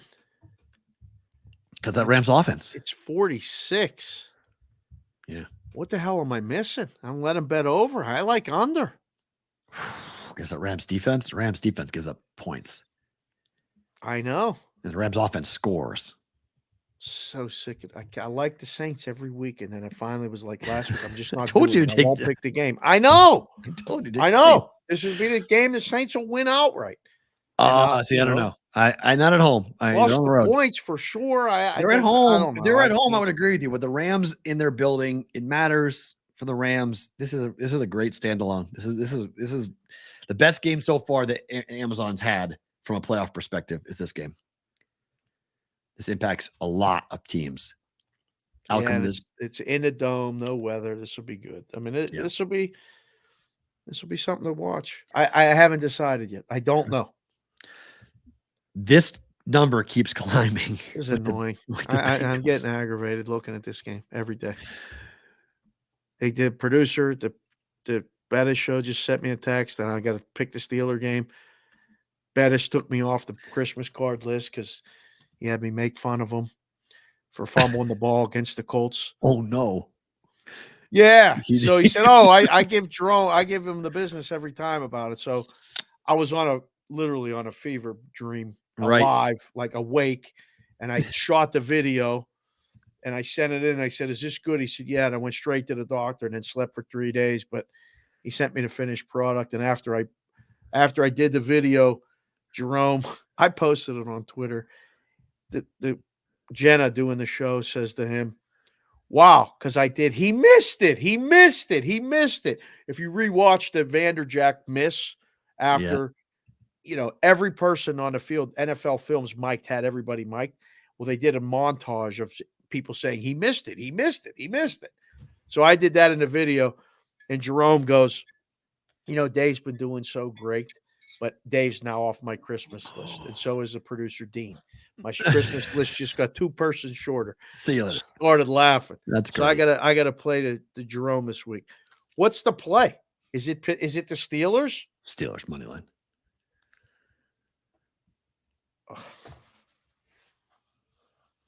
Put it in the chat. Put it in the chat. Wow, we got all these people here. You guys got to 58%. vote on this 58%, by the way, on the pizza came in on Detroit. for Detroit. See, I maybe even right about this. This people. Pittsburgh +2, Cincy -2. How in the hell Cincy laying points on the road? That's Feels like it's so. It ain't this easy, but I like this change of quarterback. I like all of it. This is desperate times. I mean, they've never been lower. And interesting. Okay. Tomlin. Dead cat bounce for the Chargers. Does that come into play here? Stevie Max, don't take the Steelers. JC from KC, Steelers are good teaser leg. It is a good teaser. I agree with that. Tease them, but yeah, tease this up, tease down. Yeah, I like that teaser a lot. Both totals under 49. Pittsburgh +8. Bills down. Rudolph is undefeated during the holidays. That's the best line. That's and then so the Steelers good. take the Bills down to 6.5. Or Chargers up to 18.5 if you believe in it. The Bills aren't losing this game. I agree. They're They're pissed off. This would be the highest road favorite of the season Oh, if it goes to 12. it's already at Which- 12. It's 12.5. It is 12.5 at 2 places. It's 12.5. It's already up there. You cannot interest me in the Chargers. I'll pull one of you. How many points I got to give you to say, give me the Chargers and hand me actual money? 17. I was hoping you said 14.5. Why do you always go extra? I just do. I mean, it got to be over 2 You're asking me touchdowns. what I got to do to what number, that non-teased number, do I have to take the Chargers? 17. I don't want nothing to do with the Chargers. Buffalo Bills are going to walk into Los Angeles, and as long as Josh Allen doesn't turn the ball over 3 times, they're going to kill the Chargers. I feel bad for anybody in the way of Buffalo at the moment. Things are going to change in the playoffs. Okay. When it get to the postseason, it's a different animal, but in the regular season, they're playing playoff games right now. Like I would compare this to like the 3rd time I ever sparred. I went up against this big muscular guy, and I was coming from a gym that we did 75% sparring all the time. Like Okay. we went in there, we knew how to work. Like we called it getting in work. This guy was swinging as hard as he could fucking swing, and he was enormous, and he pissed me off. And I was like, oh boy, he was swinging, and I was missing, and I was like, what the fuck are you doing? I was like, we're working, right? I go, we working or we fighting? Which one are we doing? oh shit. And he was like, we're working. I go, okay, we're working. I go, then why are you swinging from down here? Why are you cocking your fist down here and swinging as hard as you can at me? That's not work. That's a fight. And he was like, okay. He's like, okay, sorry. Next round comes out, does the same exact fucking thing. That's what this is. He's the Buffalo Bills. The Bills are going to swing as hard as they can. The Chargers are going to be like, what is going on? Like, we're not playing playoff football. We're not good enough to be in the playoffs. What is going on? And it's going to get ugly. It may not be Raiders Thursday night football ugly, but it's going to be that type of game. Bills are going to score whatever they want. Chargers defense is absolutely horrible. And their offense is horrible too. I mean, the Bills defense is way better than the Raiders, and the Raiders caused 5 turnovers and scored 63 points on them the last time we saw the Chargers. AOWN just came in the chat and said Josh Allen might throw the ball even less this week. Maybe run, but He only the threw Raiders 15 times. The Raiders didn't run the ball that well in the Chargers. They threw the ball all over them.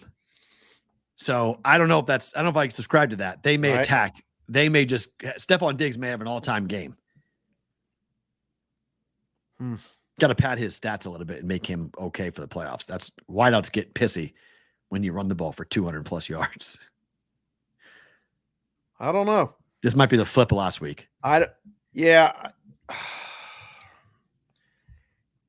Totals 44, 31-10 in a cruise, right? The Chargers scored 10, maybe 17. Aren't the Bills putting up at least 31? Like, how they not putting up 31? They just put up 31 against the Cowboys, not trying. Bills team total. Over to. Yeah. What is it? 26.5? Yeah, it's got to be under 30. 27.5, maybe? Mm-hmm. 28.5, maybe. 14 for the Chargers. 28.5 to 15.5 is 45, right around there. I'm guessing it's probably 28.5. Wow. I don't know. I don't want nothing to do with Chargers. You can have the Chargers. We're sitting in a book right now. We'll probably go. I'd like being the first one to each new number. You guys are at 12.5. Let's go to 13. Let's go. How high can you go? 13.5. Yep. Move it. Let's go. Let's get one of these bots. Somebody got to come in here and take 14. Perrault said he ain't stop until we get to 17. Yeah. One story before better to book it. This is just kind of an acknowledgement. The U.S. sports betting handle for 2023 passed $100 billion. I remember, man, when Leonidas came here and he said that number, he said the first goal is to do $1 billion in handle. And we were like, well, we could do that. He goes, but we're going to do 100 billion as a state. I'm like, what are you talking about? He's like, I'm telling you, this thing's going to blow up, guys. It's going to blow up, blah, blah, blah, blah, blah, blah, blah, blah, blah. I'm like, what are you?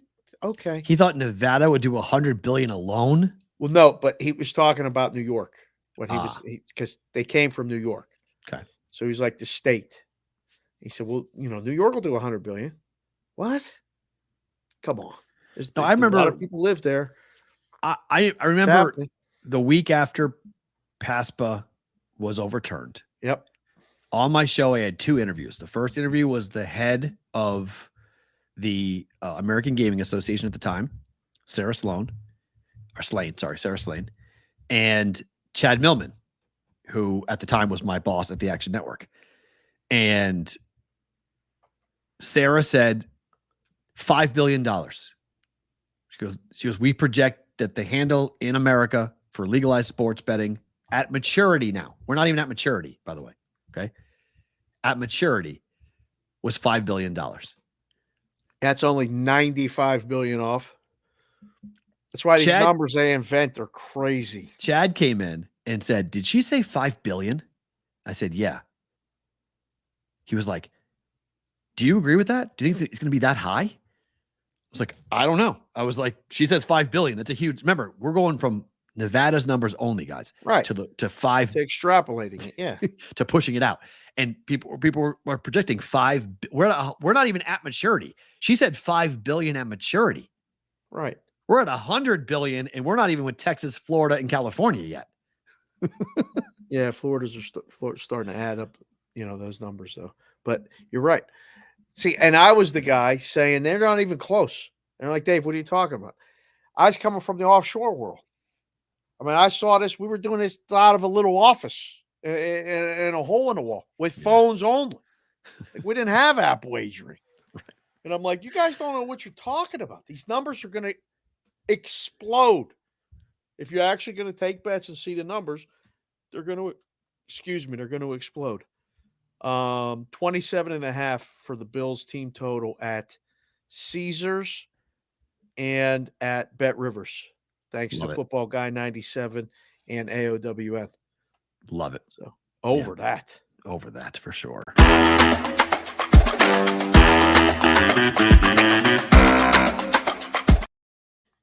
All right, better to book it time. I've told you about most of these, but UNC laying 2.5 against Oklahoma. Bet it. I like this game, first game of the night. I'm going to throw you a wacko curveball. Ready? Yeah. Evansville team total over 77.5 against Tennessee Tech. What? All right. So as I told you yesterday, Evansville Purple Aces. Good. Well, at least you know who Evansville is. That's good. Tennessee Tech is who? That's a start. Doesn't matter who they are. They're horrible. On Tennessee Tech on KenPom, they are. Let's see where they are. 300 and something on KenPom. Tennessee Tech 312th on KenPom. Just FYI, they are awful. Game? At Evansville. Have you been in this gym? I have been in this gym. You have? I have been in Evansville's gym. Yes, I have. Evansville in the Missouri Valley. I was riding a Valley team with Drake. Team total over yesterday. It got there. Only bet I got right. This is in the regular rotation. What do you mean? This is in the regular rotation of games. I thought this was in the extra games. 5 o'clock Pacific start. Who determines that, by the way? Who determines what games are the extra games and what games are in the regular rotation? One of the teams got to be in a major conference. I don't know anymore because the rotation guys used to do it. Okay, so let me give you the numbers. Go. Tennessee Tech defensively, they are 315th in adjusted efficiency. They are 310th in effective field goal percentage. Oof. They are 340th in turnover percentage. Oof. They are 261st in 3-point defense. They are 312th in 2-point defense. What the? They are awful defensively. Now, Evansville offense is not outstanding. It's okay. It's middle of the pack in most stats in terms of the country. They do hit their free throws, which I like. They're 87th in the country in free throw percentage. So looking for a team total, you need to get that. But Tennessee Tech has been giving up numbers. I mean, they played Tennessee, they gave up 80. They played North Alabama, they gave up 86. They played Lipscomb, give up 96. The only problem for this, and the reason why I didn't put this on the Daily Juice, is because Tennessee Tech plays a really slow tempo. They do not go up tempo. They're slow. They're in the 300 for tempo. But Evansville is 77th in the country. They want to push. So as long as Evansville gets their tempo, they will cause turnovers, easy buckets, easy baskets, and they should blow out Tennessee Tech today. JC Numbers. from KC just came in and said the Tennessee Tech Golden Eagles. Okay. I didn't know they were the Golden Eagles. Nor did I. First thought is to book this. Okay. You may need to go and talk to your boys in West Virginia about this one. Radford plus 6.5 at West Virginia. Oh, you are really reaching today. I'm not reaching at all. Radford's one of the best teams in college basketball against the spread. I've been waiting to bet. I've been waiting to bet Radford. Really? Yes. 5-1. Listen, ACS. if I fucking see anyone else on Radford today, I'm coming out of myself. At Sports BK can sing. Don't give me, unless your name is Brad Howe and you're a West Virginia guy talking about this game. I don't want any bullshit that you didn't hear about the Radford, West Virginia game unless you heard it here on a BvB. Please don't give me the bullshit. Oh, blah, blah, blah, blah, blah. There's no. Where the hell is Radford even college at? Virginia, I believe. Somebody put it in the chat.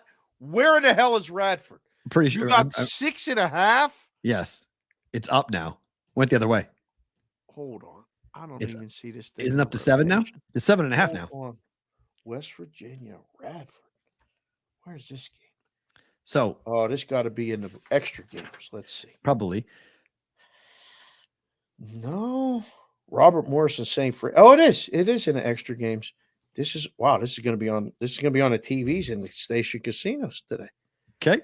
Oh, wow, this is low. And let's see. Radford is 9-2 ATS on the year, 7-1 ATS on the road. West Virginia is 1-4 ATS over their last 5 games, and they've got no incentive in this game. This is a monster for Radford to take on a Big 12 team. West Virginia. Is this not a class difference in basketball? West Virginia just lost to my school. UMass just beat West Virginia. Wasn't UMass a basketball school? Not anymore. We're a nothing school. We're just a school. I will say this. Tomorrow we can come on. I think Radford wins the game outright. I think they go to Morgantown and they win the game outright. And they beat the Mountaineers. West Virginia is awful. This is true. B. Howe has told me this. I think B. Howe might be on a call for this game today. Oh, nice. I have to So find out. they've Wow. lost. So here are the losses. They've lost to UMass on a neutral, Pittsburgh at home, St. John's at home. They beat Bellarmine by 4, Virginia by 2, SMU by 12, Monmouth by 8. Who is this? West Virginia's record. Outright losses. You got a Radford team that they're not going to take seriously, and they're coming for a Super Bowl. This is Eron Sean said he can't bet it because he's in Virginia. They're in Virginia. Yeah, it's a Virginia school. Fish Killer 73 said Radford's in the armpit of Virginia. Oh, God. That's not nice. It's in Radford, Virginia. Radford Radford, Virginia is in Radford, Virginia. I didn't know there was a place called Radford, Virginia. I don't know. The line moves all indicate this is the wrong side. That's fine. Okay. I'm taking Radford. Give me 6.5. You're cold. You have a better number. Nah, not in college basketball. I'm not. I'm cold general, but not in college hoops. I'm not. Right. All right. Well, hopefully you come out of it. But my first thought is the book. This will be very interesting. I got something else to watch. This is good to know. Radford and West Virginia. You outdid yourself so far today, sir. All college basketball bets. Creighton Nova first half over 67. This sounds like a plan. This is one I can get behind. I like this. Bet it. Fast start. Yes. A lot of emotion in the building. Yes. Up tempo. Jays hit threes, get the building rocking, and then I think Nova makes big adjustments in the second half, and the game changes. The first game. They played that game against Alabama after they lost out. Correct. Right. Yeah. And won the game. Yep. That's right. I was in a fog on Saturday. I didn't get a chance to watch 1 second. I played Saturday. Sorry. Yeah. I played Saturday. I was out of it. Yeah. So I played Saturday. Jessica that the Creighton game was on. A little soft spot for Creighton. She just likes to wear the gear and pretend like she knows. And good. Roll Jays. Come Jays. to the game with us, though. I really insisted. She said, I'm not Roll coming Jays. if you're wearing that baby blue tracksuit. I said, I'm wearing the baby blue tracksuit and you can come. She said, no, because everybody's going to look at you and I'm not coming with you. So that's why she didn't come. But I like this. Over. And then Alabama +8 against Arizona. I don't know, man. This feels like it's just going to be a run out. Maybe. I don't know. Alabama hits their threes. They're in it, and they can win it. 100%. Alabama don't hit their threes. Agreed. I think this is going to be a long night for them. But they just played in a building just like the Footprint Center. Chi Center is very similar. Same size. NBA basketball arena type. Listen to me. The play makes a lot of sense. But I don't want this. I just don't. Arizona's coming off their first loss of the season to Purdue, team that Bama played 2 games ago. But I think Bama got the blueprint of how to attack Arizona from Purdue, which is all about the backcourt. Sears for Bama tonight has to be the best player on the court for the Crimson Tide. He normally is. But he needs to be. And they're big. They've got to stay out of foul trouble. I think pregame you'll be able to take a higher number than 8. Yeah. No. It's coming down. Like if you're going to bet Bama, you better do it now. It's coming. I mean, like 2 places that I'm looking at indicators are it's going to be 7 here shortly. Okay. Total's going up though. I mean, I don't know. I can't. 177 in 2 places. I can't bet right it now. College basketball in the 175 range is just. I know he probably gets there, but that is such a crazy high number for college basketball. It's 40 minutes. Right. It's not the NBA. Like it's talking about perfect trips. Whew. Yeah. You need a really high 90, 80 type, 90, 85. I mean, shoot, 90 to 85 doesn't get you there. Like, 90. Yeah, it does. Sorry. Right? No, doesn't. 90 to 85 is 175. Doesn't get you there. You're so bad with the math. I was just doing it in my head. It's doing it in my head. It doesn't get you there. I know. You looked up like this and you actually like, I was right the first time. I was right the first time, and then I was wrong. I was like, wait, that's not right. You doubted yourself. I didn't even say anything. You're like, 175? No. 170. What? Yeah. So that's 90 to 85 does not get you to over 176.5. That's stupid. In college basketball, that's stupid. Not betting over that. Like I can't justify that. I just can't. In college basketball, I just can't. Like you can bet it, and it may be that way, but I just feel like you're going to be sitting there for the last 3 minutes praying for like free throws to be hit. Like, Right. Okay, come on. We're 171, 172. Come on. Like, no, thank you. Like, I don't want that aggravation tonight on that. So those are my plays for tonight. By the way, Super. Yeah. The last poll we ran, the Bengals, 75% they're going to cover. 75%. Yuck. I need your team to win that game. You read the Sports Avenger thing. Another one's from Austin. Beto's cold pizza in Pittsburgh is the worst pizza I've ever had. Betos. Betos? It's called Betos. Betos. What the hell is Betos pizza? So it's a place right on Banksville Road. I was raised on Betos because it was closest to the house. Square pizza, cold. It's the worst. He's absolutely right, Austin. It doesn't cold? have to be cold, but They serve it cold? no, but like we always used to, by the time you took it home, it wasn't always warm. So we used to go in, and with the 5 kids, when we showed up somewhere, the owners used to go, "Oh no!" Like when the Sharapan clan used to come in, we used to go to this place called Isley's in Oakland to get shakes, like where my dad grew up with my mom on the other side of the city, where Pitt is. So we used to go there. We used to go to this place to eat breakfast sometimes, and the waitress would be like, "Oh no!" Like, not that we were bad kids. It's just you got to seat a table for 7. And my dad would be like, get them whatever they want. So, like, we would just eat in this place called Betos. I didn't like it either, Austin. I was not a big fan of it, but there's people that will tell you that Betos pizza is good. Oh. Don't believe them. It's not one of the places you got to go. Right. I mean, unless Betos wants to sponsor the show, then we'll love Betos pizza. But no, it's not one of the places. Like, Tommy Cutlets isn't going to Betos in Pittsburgh. If the Giants go play in Pittsburgh, there's other places that they're going to go. Minio's, Fiore's. There's other Italian places. Betos is okay. It's an acquired taste. I don't like it. It's an acquired taste. No, it's acquired taste. This comes from the chat. It's not a super chat, but I'll ask you anyway. What is your opinion on teasing college basketball? Don't. What? Yeah, mine too. They're asking. No. Yeah, don't. Like, don't. Listen, not now. There's no value. Not ever. But like the numbers they're off. There's a lot of guesswork going on. There's not a lot of games falling right around the number. It's not worth the price. Yep. And you got to put another game with it to win. Like, don't be teasing college basketball, boys and girls. Lakeshore Magazine. I see you working in here. I see Winning Las Vegas popped in the chat today. I hope you're feeling well. Favorite thing about today's what? Told you before the show, I was reading an article last night about single parents, single dads, especially with the kids. And I called you and you didn't answer and I didn't even bother you because I was thinking about the text that you sent that you remind me in our post show here. We'll figure it out.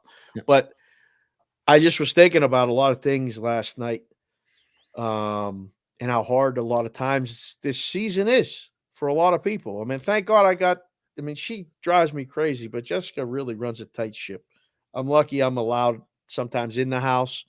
I get all these crazy hats and all this other thing. She leaves me alone for the most part. She gives me a lot of shit, but I got somebody to bounce a lot of stuff off. There's a lot of guys that are in here or girls that are watching the show that don't have anyone that come in here to have the interaction. And the value of that is not lost on me.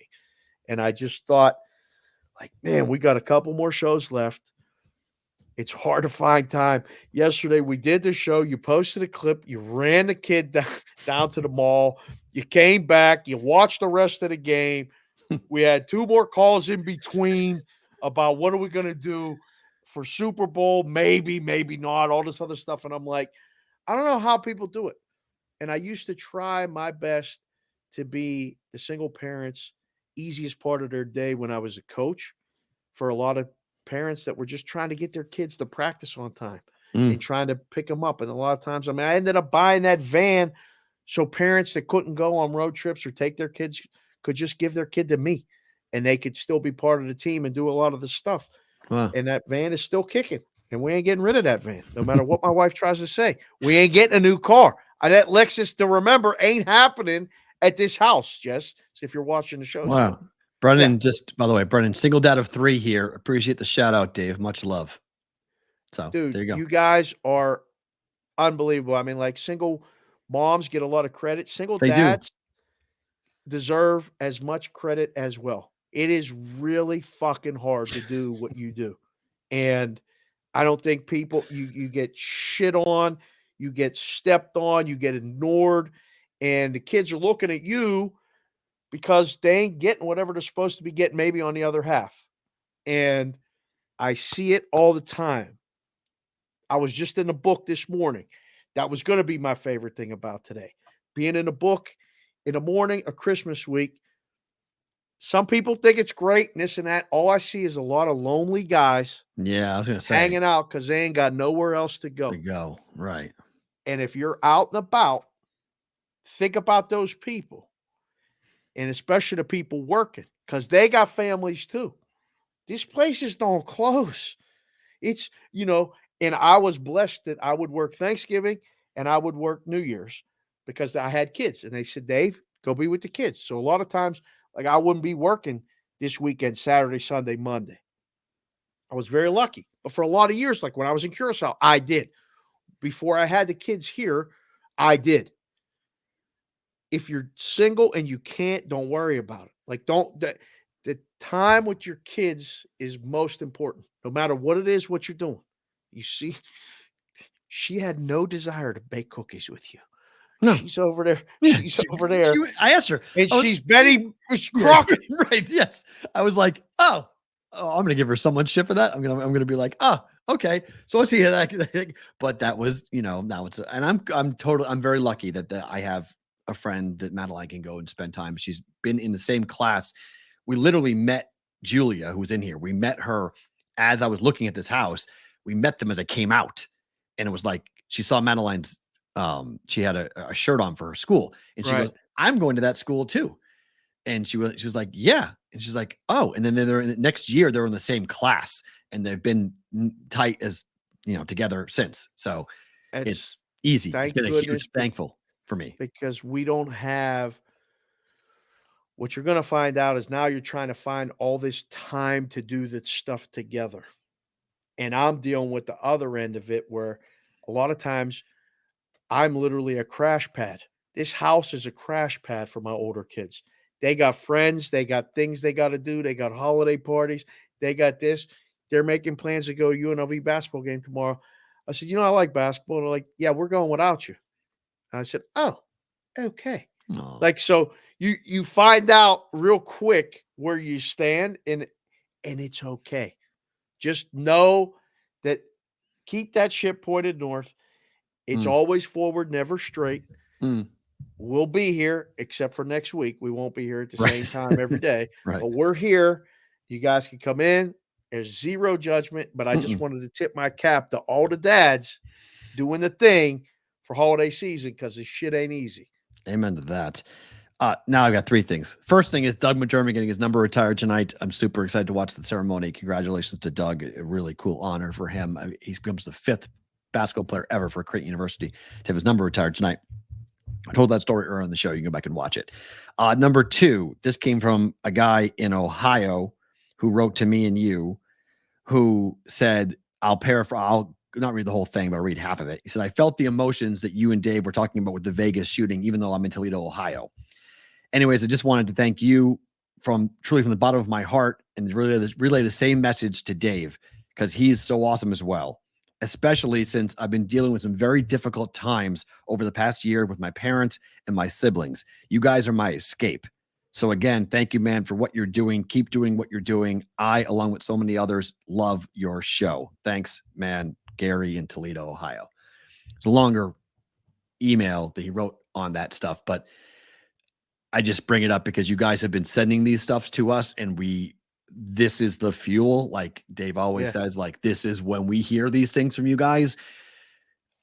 I've been in this for 20 years. I've never been a part of anything like this. I've never been a part of a show that you guys are willing to open up as men and say, it's fucked up. I'm fucked up. My life's fucked up. I got to fix it. You guys give me a sense of purpose, direction, help, whatever it might be, reprieve, whatever we do, that it's unlike anything. And I don't think anyone really understands. Like they see the BvB logo and they see the dollar sign and they think this is a sports gambling show. Yeah. And they're like, oh, it's not a sports gambling show like everybody else. Yeah.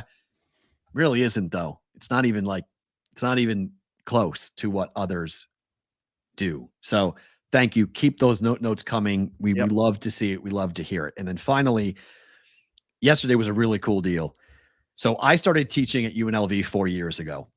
And now my first batch of kids are graduating. And for the first time, this is Ashley. We call her Ash. This is her cap and gown, the top of her cap and gown. Oh, that's awesome. The top right-hand corner is me and the class that she took.